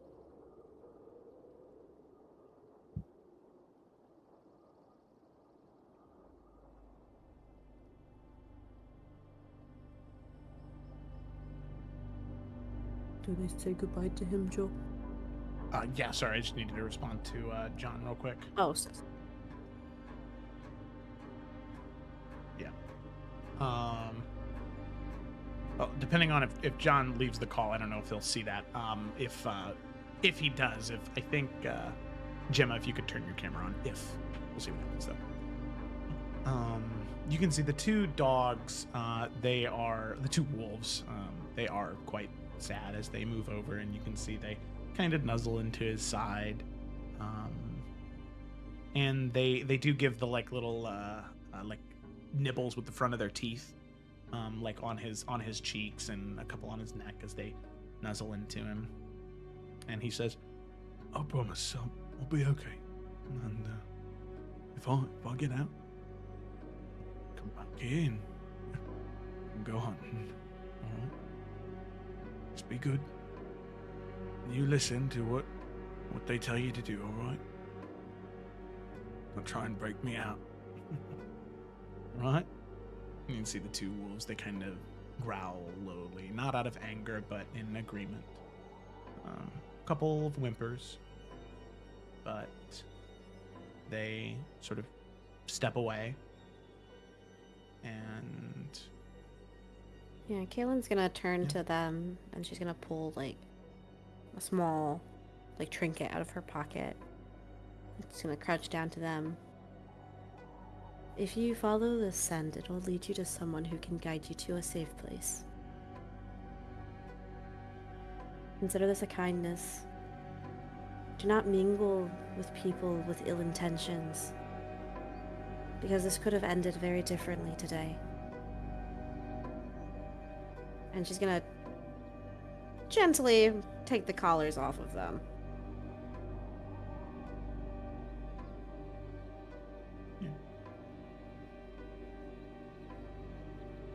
you can see Kaylin as you take the collars off. There are on the very back of them, where the like clasp is,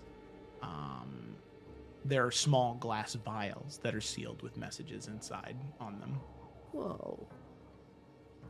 We'll take those. Yeah. Kaylin, as you open them, thing.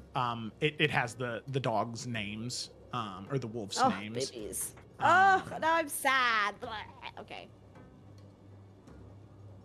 Okay. right. So you let them go, and the wolves, they kind of very much apprehensively, they do begin to sort of walk away, trot away as they continue to look back at their master, at their friend. Caitlin's gonna go over and kind of pulling that guy to his feet. She's gonna give him, put like in his pockets, those little vials with their names on it. But she's also gonna like search him in the process of that. Yeah. Yep, the only thing he has on him, on top of the bundle of bolts and the crossbow that was knocked to the side, is he has ink and parchment and quill ready to transcribe any of the messages he finds. He has a forgery kit specifically for resealing wax, where he can pretty much take a seal, and he has it's like a little circle, and it has like 1,000 little, like, those things that you would press on that you put your hand on. Yeah. And so he has one of those where it is like 1,000 of those little pinpricks, and he can set it on top of a wax seal, lock it into place, and create a pretty like accurate replica of a wax seal with it. A very expensive thievery tool, but it can create a pretty convincing wax seal to reseal a letter. Yo, we're gonna keep that, right? We'll confiscate that. Yeah. This is evidence. But Caitlin will put It the little is, dog actually. tags with him, because that's fucking sad. She's not a monster. Jesus. Yeah. And she'll just look to Merrick. Looking to this guy who I imagine is fairly broken and defeated right now. Yeah, he is.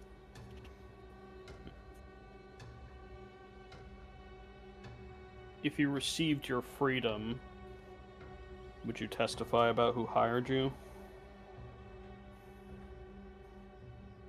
I would, but makes me nervous, 'Cause I don't have an endless pile of gold, friends in the schools, friends in court.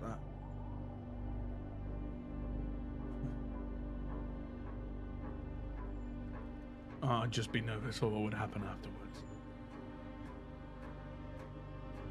You'd have a chance.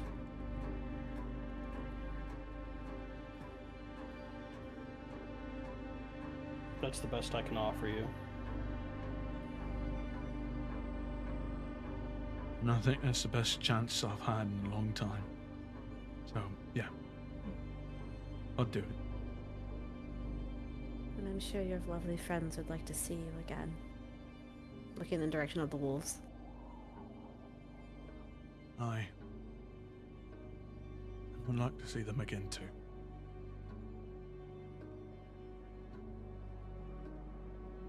This could have gone differently, so please. Remember the kindness that was shown to you today. And know that we are only acting out of the safety of those that we love and care for too.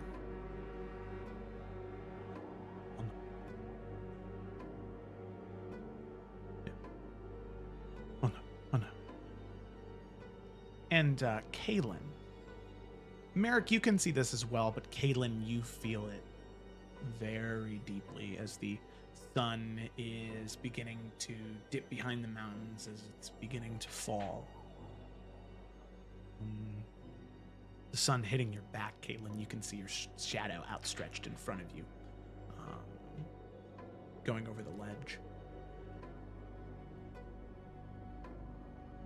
Caitlin,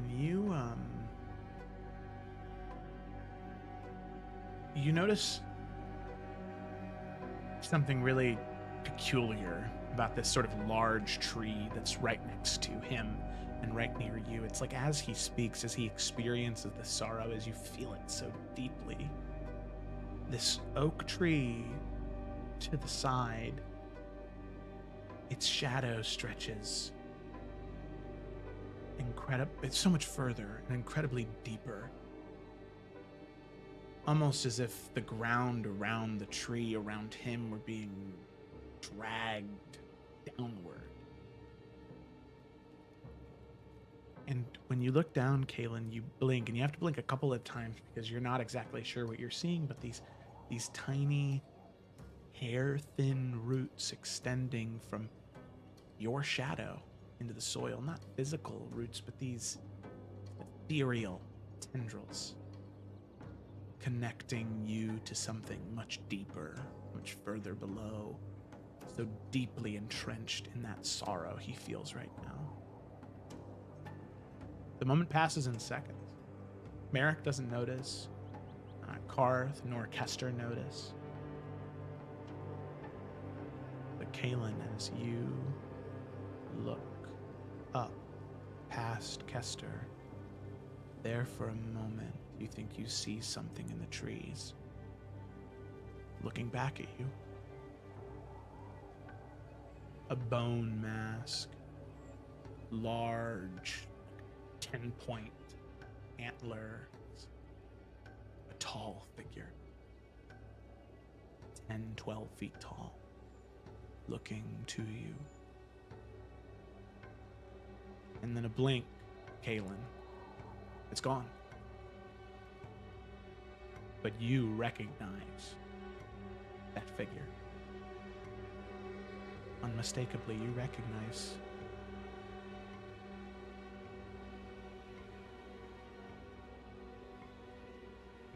I think in that moment she is so stunned that, like, absentmindedly she like takes a step forward and then just is rooted to the ground and just like staring, like she's disassociated so hard from everything that has just happened.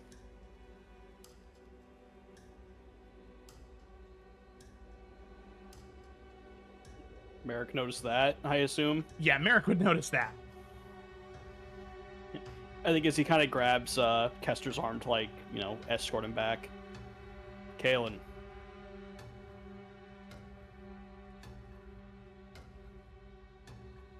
Now Kalen. she's locked in. Ah, wow. What? What are you doing? What? I'm... Nothing. Nothing. Sorry, I just thought I saw something. We should go. We should leave. We should leave. Kayla, is it okay to say that Merrick doesn't believe you? Yeah. So that wasn't your most convincing work. Yeah, he just kind of watches for a second. I mean, you know he knows something's up, but he doesn't push you. Now is not the time. Come on, Karth. Merrick will start escorting Kester away. Sounds good. So with that, 2 hours, 1 hour of travel there, the kind of like 30 minutes you spent talking to him and the hour back, you do eventually arrive back in Skyhaven. Is there, like, there's no secret entrance to Skyhaven, right? Like, we need to figure out how to get this guy in here without making, like, a big hubbub that's like, two of the heirs have arrested this guy. That's weird. Yeah. In order to get to Skyhaven and the dungeons that are in the keep, there's not really a great way. Could Karth just go in before us? That's what I was gonna. That's what I was gonna say. Is we probably shouldn't be anywhere near him. If it's just Karth, they're just gonna be like, oh, probably just Another guy disorderly off the street. conduct or something. Yep. Mhm. Going Yeah, into I the would- drunk tank. Classic And I would- Skyhaven. Have him lock him up. Is there like a personal dungeon that we have? We gotta like- have somewhere we keep people, right? Yeah. Like it's within Skyhaven, so like right. it is, only accessible by the guards of Skyhaven and only the people of House Falkrest that you admit to be in here can go in here. Yeah. Then I would have I don't know if you're okay with this, right? And have Garrett. Oh my god. Yep. Our Karth? friend, I'm having a seizure. Sorry. Karth. Yes, escort to there while we go and let everybody know what happens. Yeah, and I mean, we also need to talk to Marianne. Like, she's like the one. We did make it very clear that like this is an important prisoner and he needs Yeah. to be watched over and nothing can happen to him. Yeah. All right. Which I don't know if we want a whole group conversation with that, or if you guys just want Kayla and I to take care of that. We could have it be a group thing. Yeah, I mean, Caleb Yeah, would let's want to let it make be a sure group thing. everybody, everybody would know as soon as we got back. Like, here's everything that happened, and he's here. I will say, a small moment as Kaylin and Merrick, the two of you, let Karth and Kester move forward first. The two of them walk throughout the port city of Sea Haven, moving towards the dungeons within Sky Haven, and Karth says to him, I can't believe that you would do something like this. I thought the Adarian Watch was supposed to mean something, the oaths we take. But you would just sell yourself out like that.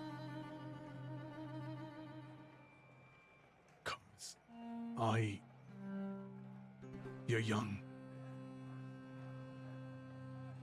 And I don't hold it against you for not seeing it. But those nobles, the heirs especially,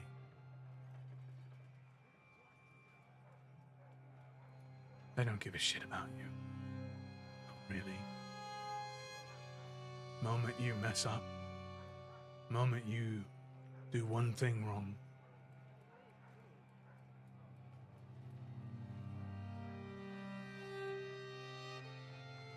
it's over. Tell me, on your way here, sure you were attacked at sea. Anyone die? Any of the Adarian Watch? Karth doesn't answer. That's all I needed to know. Tell me, was there a funeral service for that poor sop? Or was his body just food for whatever creatures dwell at the bottom of the ocean, huh? Did they say any kind words? Or was it just a pin that was sent home to his family? A shield to hang on a wall where pictures should go. That's all it is. You're a tool to them.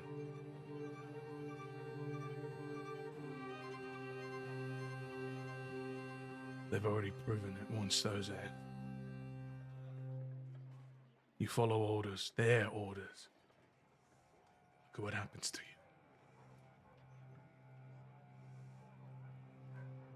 Karth doesn't say anything else. He just continues to escort him up. With that, we cut back to the heirs. So.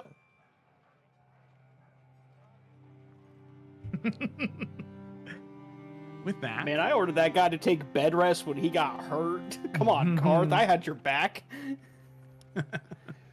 So, the collective of you do group up and you begin to talk, I'm assuming, to debrief about what you found, what you saw, and where that prisoner is currently. Yep. So, back here in the private dining hall. So, for brevity's sake, you kind of go through what the events that we just witnessed and how they transpired. Fantastic. Yep. So, as the events are debriefed, does anybody have anything else they want to add or anything they'd like to do? Do the name of the guy that hired him? I don't remember what it was. I apologize. You're good. Yes, I didn't Thrin. put that in the Yeah. Damien Thrin. Damien Thrin. Yep. Do any of us know anything about a Damien Thrin?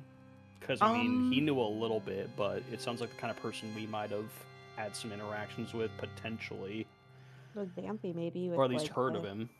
City Yeah. Watch. And he did stuff for Arkenvale too, right?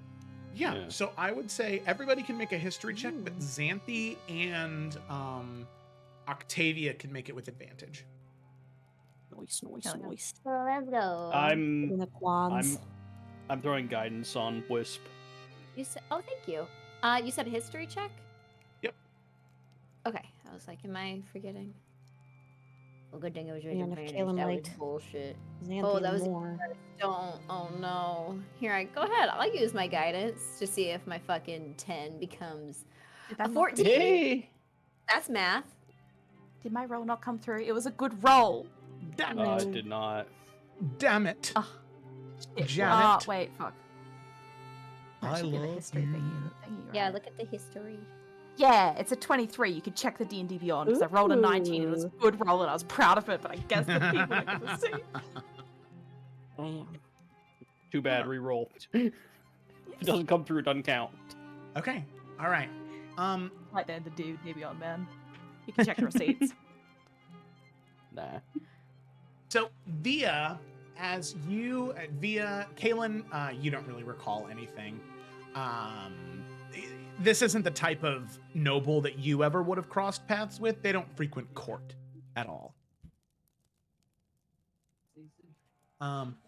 Octavia, there are little bits that you've heard, just because Thren, Poppy, right, is a daughter of That was House the other thing I remember. Thren. Yes. Yeah. Yes, Poppy. Poppy Thren. This is her, technically her cousin, quite a bit older than her by a bit. He's in his 50s.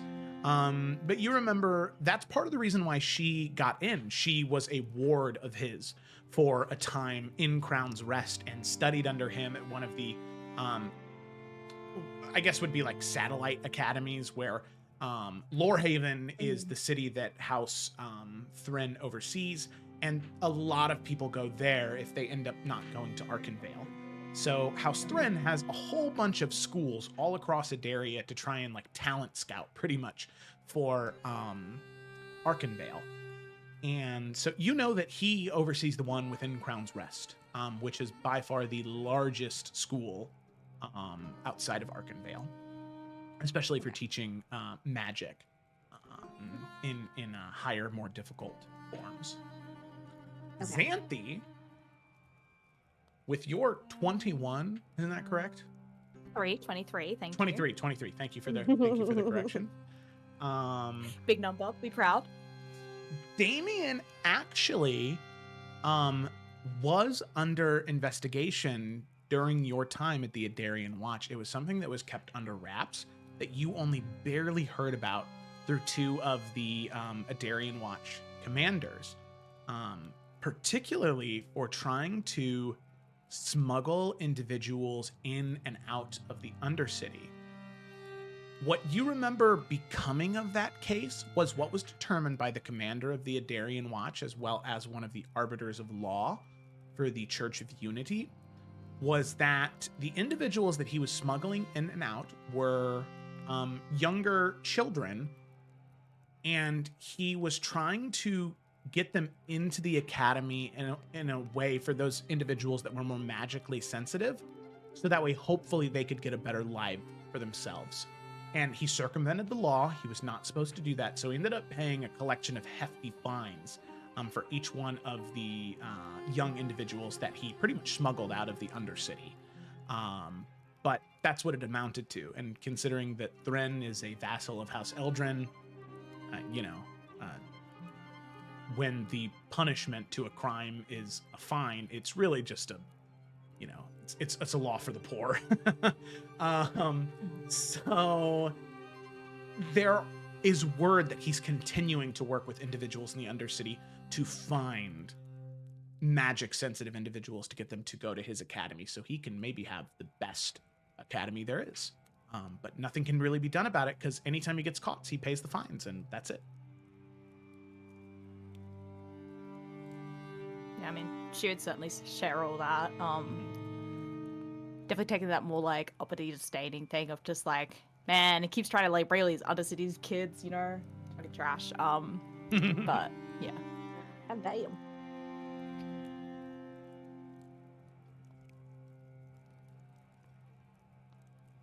Suppose the question is why it wasn't the Spy Master, though. Yeah, that's very. What would he be looking for? Well, It's who's possible. to say it's... Go on. It's possible he's just being used through the Spy Master. The Spy Master's good at what he does. He certainly wouldn't want a direct connection to something like this. Perhaps he's Could being also just be working blackmailed. together. Exactly.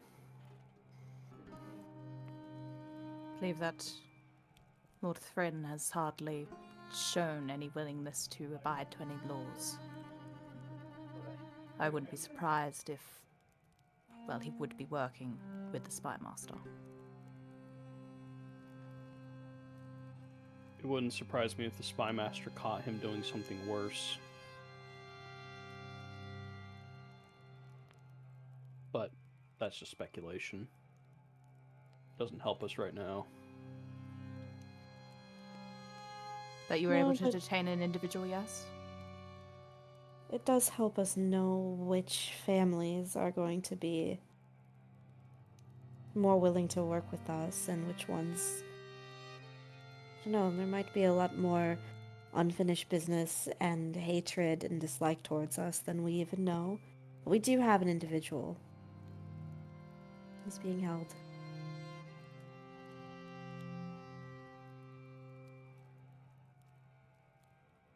And you are certain that he will agree to testify?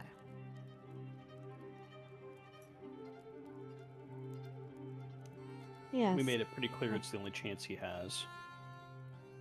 I don't think he's going to give up the only opportunity he has left.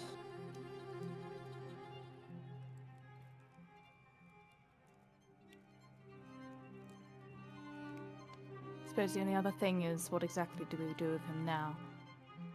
I believe it's still unwise to hurl any accusations at the Spy Master until we know for certain that Edwin's family is safe. Agreed. If we keep him here, then, well, it's only a matter of time before things get out. The Undercity are not receiving the letters that they expect. People will start looking.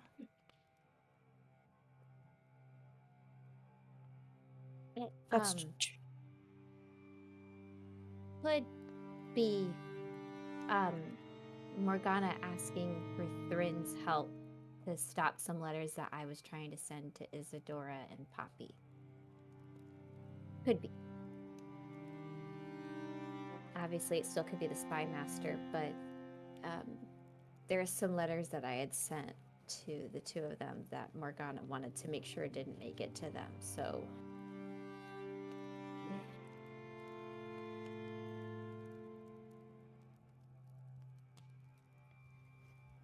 I don't Why'd suppose she you're not willing want to you- share what were in those letters?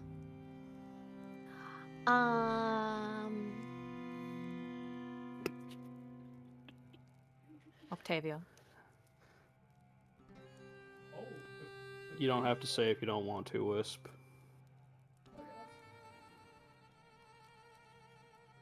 Yeah. I don't know if I should.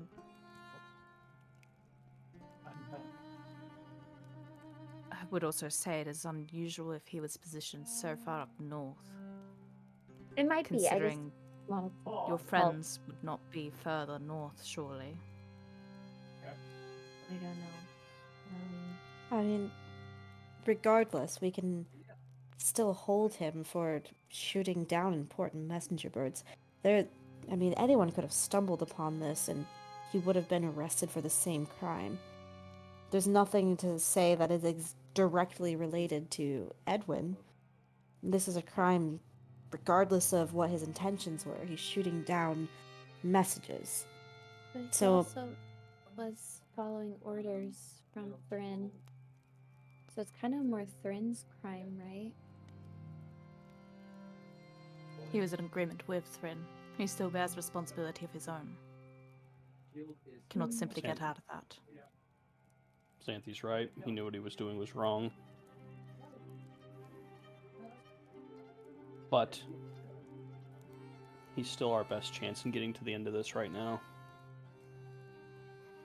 Well, that's what I'm saying. I think it's reasonable, without any suspicion, to hold him for a crime that he clearly has committed until we get more information. I will Much did say, you find though- out about them? About them. That's about the person you detained. I mean, we told you everything we know already. That's He's Ryan not talking. a threat. He's not a threat to us in any means other than shooting down messenger birds, and we've caught him in the act. He's someone who is just trying to get by and following orders blindly. It's Damien who is the problem and who seems to have a little bit more of an important role to play. I think this man was just, like you said, Via, just doing his job. Wrong place, wrong time, but he still chose to do it.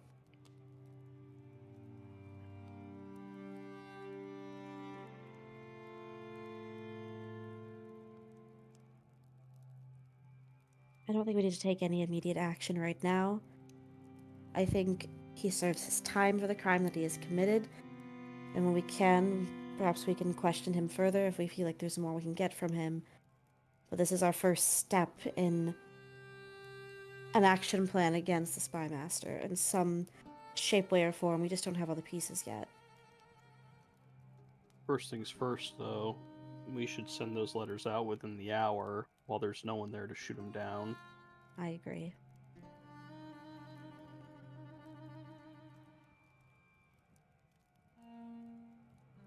We still have a long way to go, but this is a victory. It's a start, which is more than we had when we woke up.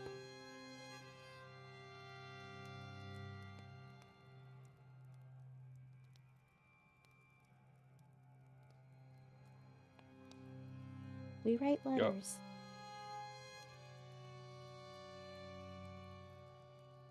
Okay, sounds good. As Edwin, who's here. I help with the letters. All right. You write the letters. Mail. You use the illusory script. So the ones Got that a you spell slot are, for that. the what's up? I said I got a spell slot for that. Okay, so the ones you're using illusory script is just the one to, King. Yeah, not to. anybody else. Yeah. Okay, cool, got it. Okay, so yeah, using the illusory script with the idea in mind that only the High King of the Nonathi can see it. You send all of the letters out that you have. Fantastic. Look at that. Okay. We did it. So you're about 99.9% confident that those letters are going to travel freely and fairly to where they need to go. Look at that. Eric just watches as the birds go. Doesn't see any of them getting shot out of the air, does he? No, yeah, they all fly. There was a There's actually another spot second that he didn't even sniper think says, about. "Shit!" It was Skill just issue. 300 feet to the right of the first guy. Oh, gotta walk all the way back out there. All right.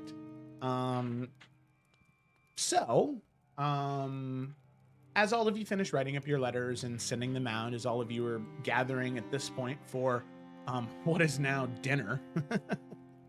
Been a busy day. Big Lots food session. lots Big of- food session. Big food session. You can see Lady Marianne comes to check in on all of you.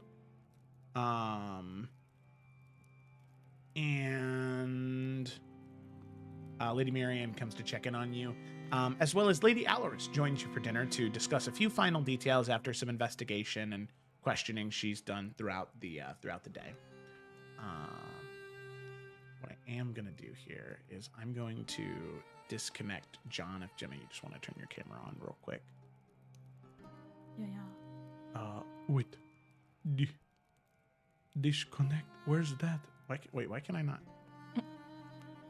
Weird. I Okay. got it. Oh, you got it. Okay, cool. Hey. Right. Oh wait, no, Gemma's the Did that DM. solve anything? Yeah, anyway, so Xanthi is queen now, and all of you guys, we gotta roll for it. That doesn't skill that doesn't issue. fix anything. Oh my god, what do I need? I need to change It's your Edwin name now.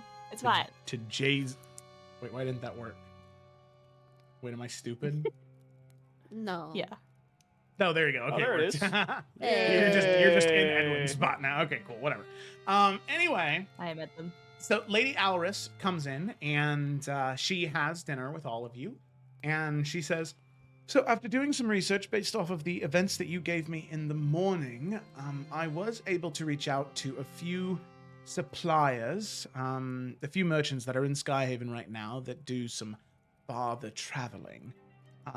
There are 3 options that are within your budget for the monsters you're looking for.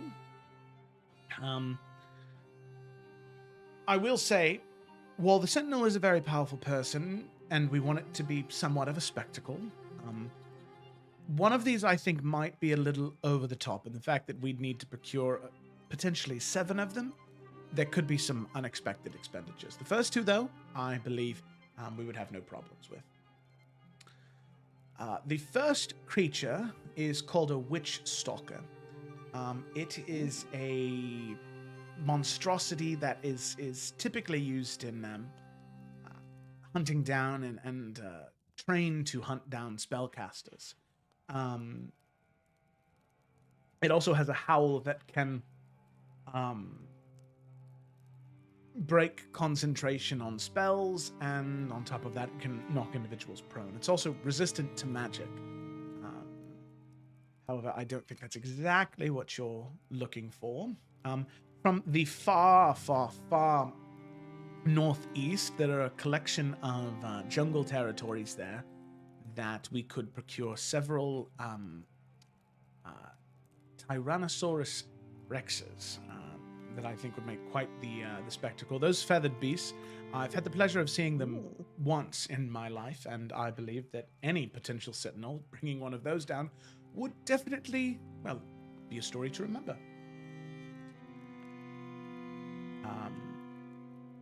The third and final one, it can be done.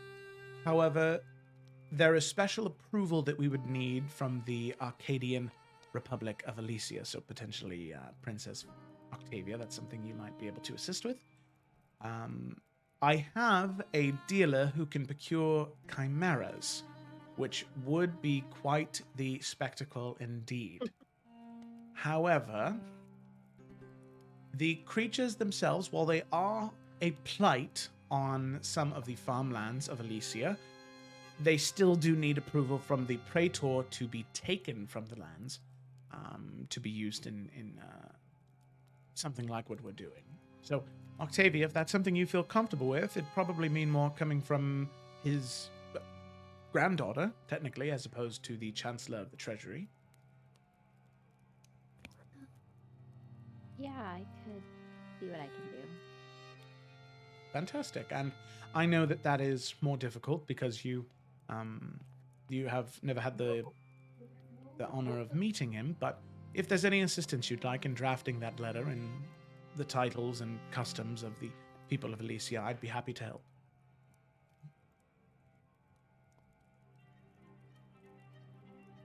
Very good. Well, think about what you'd like to do, and I can see about... We can probably wait till about a week and a half, 2 weeks before, to give any final answers. So as long as I know within the next couple of days what we want to do, we can start procuring those. I understand if we go with the chimeras, we'll need to wait on that, but we can at least set everything into motion. All right. Fantastic. Thank you so much. You're very welcome, my prince. It's a good day. All right.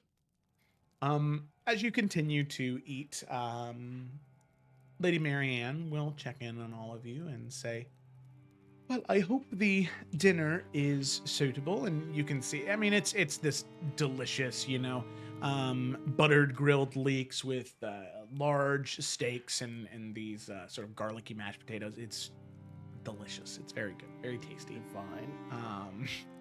I hope dinner is quite well and good enough for your standards. I did come with a favor I wanted to ask all of you, if you'd be willing to hear me out. Of course. What's on your mind?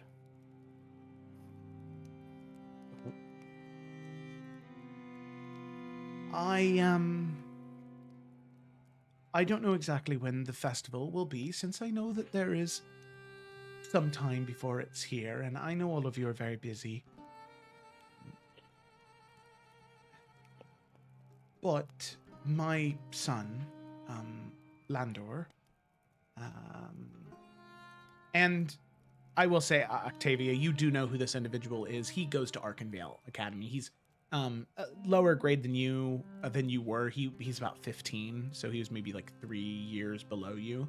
But you two were familiar with each other because of, the status of his mother and what she's done for House Falkrest. But she'll continue and say, he's, well, in one way, shape, or form, he's always looked up to many of you.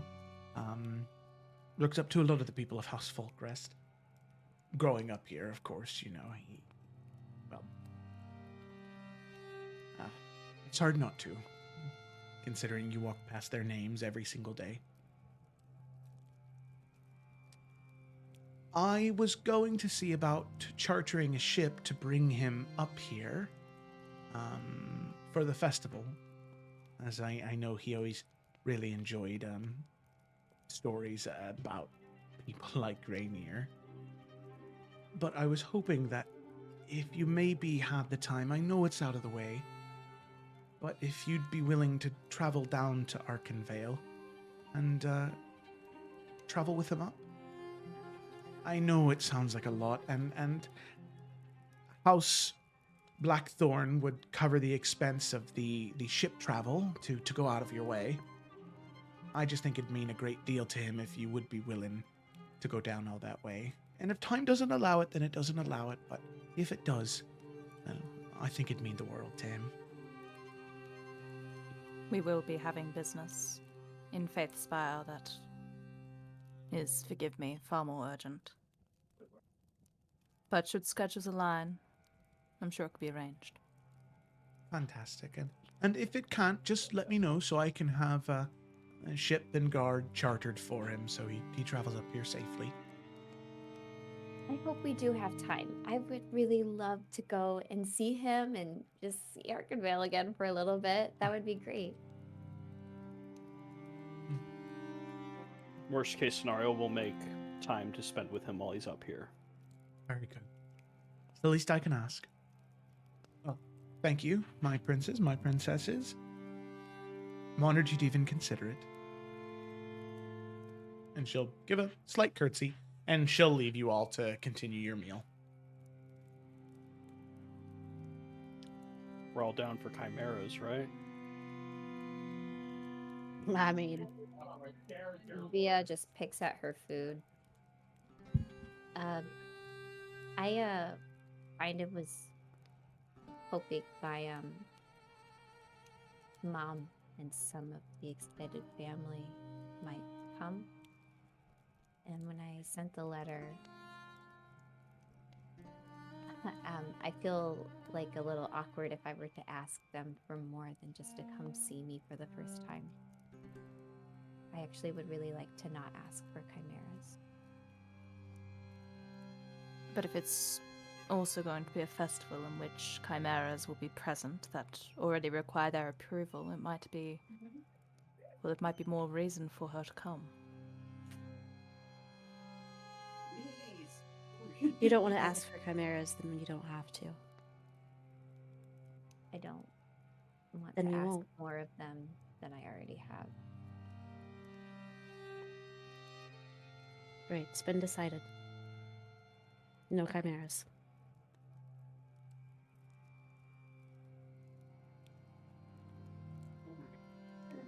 Besides, a Tyrannosaurus Rex. That sounds exciting. Kind of nudges Via. Mm-hmm. I've never seen one. I haven't either, and I think it would be a very elaborate display of bravery and yada yada, all that. I think it's exciting. It's just as exciting as a chimera. She looks at Merrick. Little baby shrug. You can tell he's so disappointed, but he's trying to be strong because he's trying to support Via, but he's really sad right now. She gives him a very stern look. What do you think, Merrick? Oh. Yeah. Yep. Absolutely. If anything, it does better for the festival if there was rumor that there would be chimeras, and there wasn't. Well, it would look poorly upon us. If there was never that promise to the people, then there was nothing to disappoint. That's one way of looking at it. I'm glad you agree, Xanthi. Kaylin eats her food. Nom, nom, nom, nom.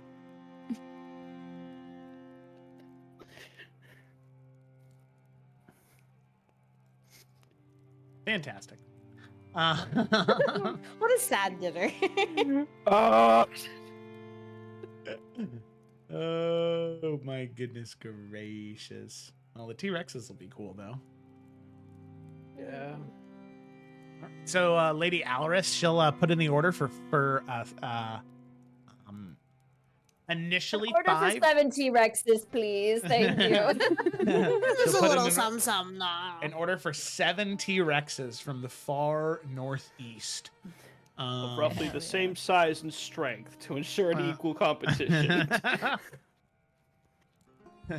This is some real fucked up shit you guys are doing.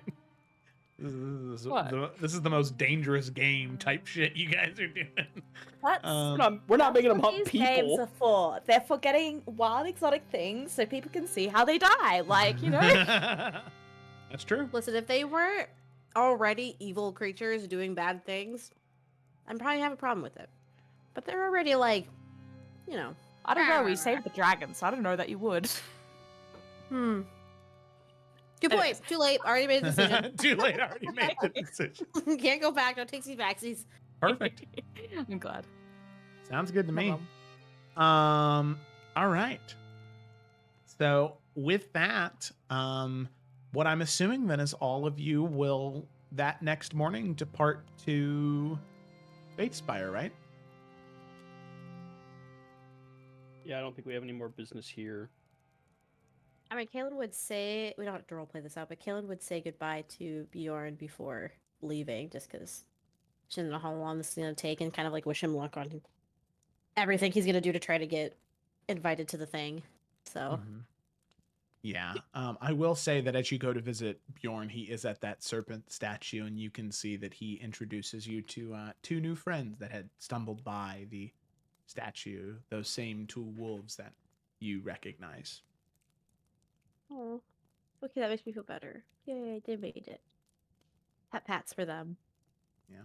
They're still sad, Kaylin. You can see it. And Bjorn, he says something to the effect of, It's a great deal of sorrow they carry with them. But they are good boys. as he gives them Oh, scratches on the back of the head. yeah. Kaylin would just kind of thank him and give him a nice hug and some words of encouragement, but telling him where they're headed and all that jazz. Okay. He'll definitely encourage you to be careful because he'll tell you he'll say, I've been to Faithspire, city of churches. Be careful. Be very careful. For people like you and me, of beliefs not of that place, we do not fit in.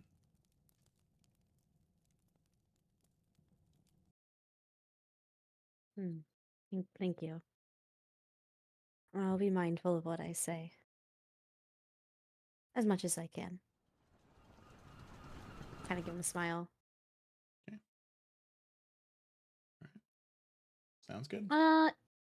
You can see she goes to ask a question, but she thinks better of it, and she'll depart. Okay. So with that, all of you head to sleep, and then eventually get to the next morning, as it is a pretty warm October morning as the sun begins to rise. It is about 68 degrees, so it's pretty warm. Gemma, get the rest of the world conversion if you'd like, for everybody else. The downside is, let's see. Actually, no, it's not. Okay. So there is no downside. It is perfectly clear as you are preparing to leave that morning. So,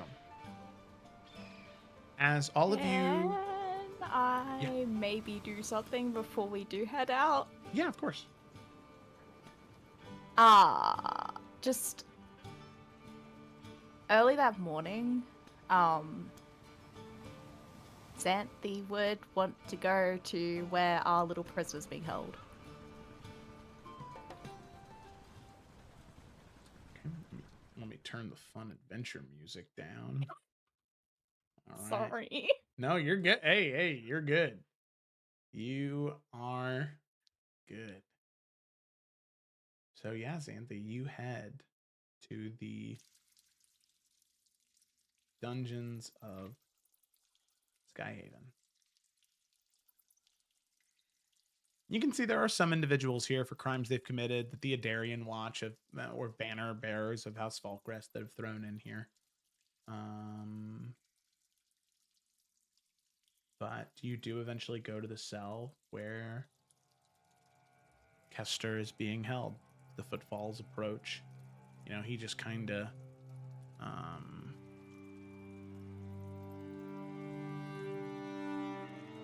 shakes his head and says, I already said everything I know. I promise you there's nothing else. I do understand that, and I do hope it is correct. you see immediately there's this like panic on his face.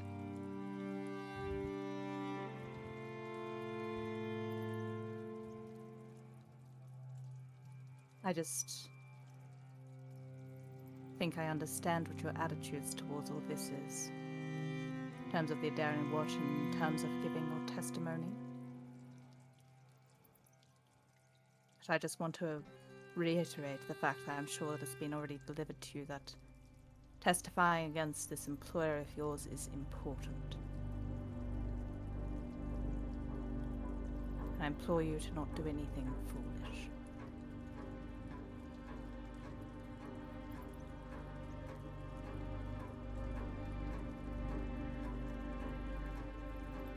No. I wouldn't do anything foolish. I have enough experience to know better.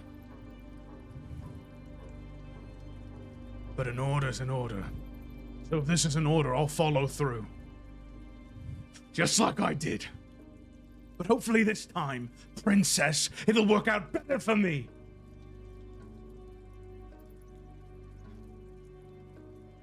It is an order. And you will follow it.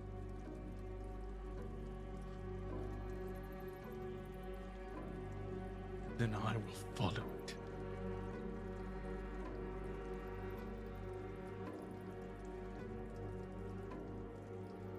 It's good to hear. I wait to hear what your testimony is, when the time comes, of course.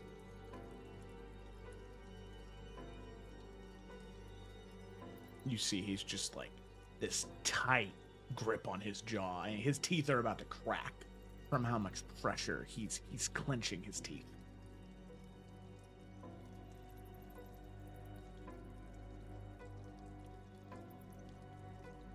enjoy your stay here, I suppose. And she'll just kind of like clack the like little bars and then go to walk out. Okay. You can see, you can hear Xanthius. You're about 20 feet away. He just lets out this, like, scream, this just cry of anger and rage into the empty cell that echoes throughout the hallway. And you can see rats all around skitter and run away. And on that note, that is where we're going to go ahead in tonight's session. Woo-wee, mama. I'm confused. I have questions. Not with adventure music. Not with But adventure music. Spicy rats. All right. I'm concerned. You know, for a while, this was our happiest session, but we really had to prove that wrong, didn't we? Yeah. All right. Well, thanks everybody for watching. Hope you enjoy. I know I did. Fantastic session, everybody. Loved a lot of the, oh my goodness, a lot of the stuff that happened. Thank you so much. Be sure to tune in next week and the 19th for the Crimson Court. The 26th, there will be no Crimson Court. On the 26th of April, no Crimson Court. But I believe we will probably be doing a one-shot, so there's still something going on. And if there's not a one-shot, you know, I'll be here vibing out. We'll figure out something to do. So thanks for watching, everybody, and we will see you in the next one. Sponsored by Party Loot. Check out the RWO website. Okay, all right, bye. Yeah. Wait, we're on for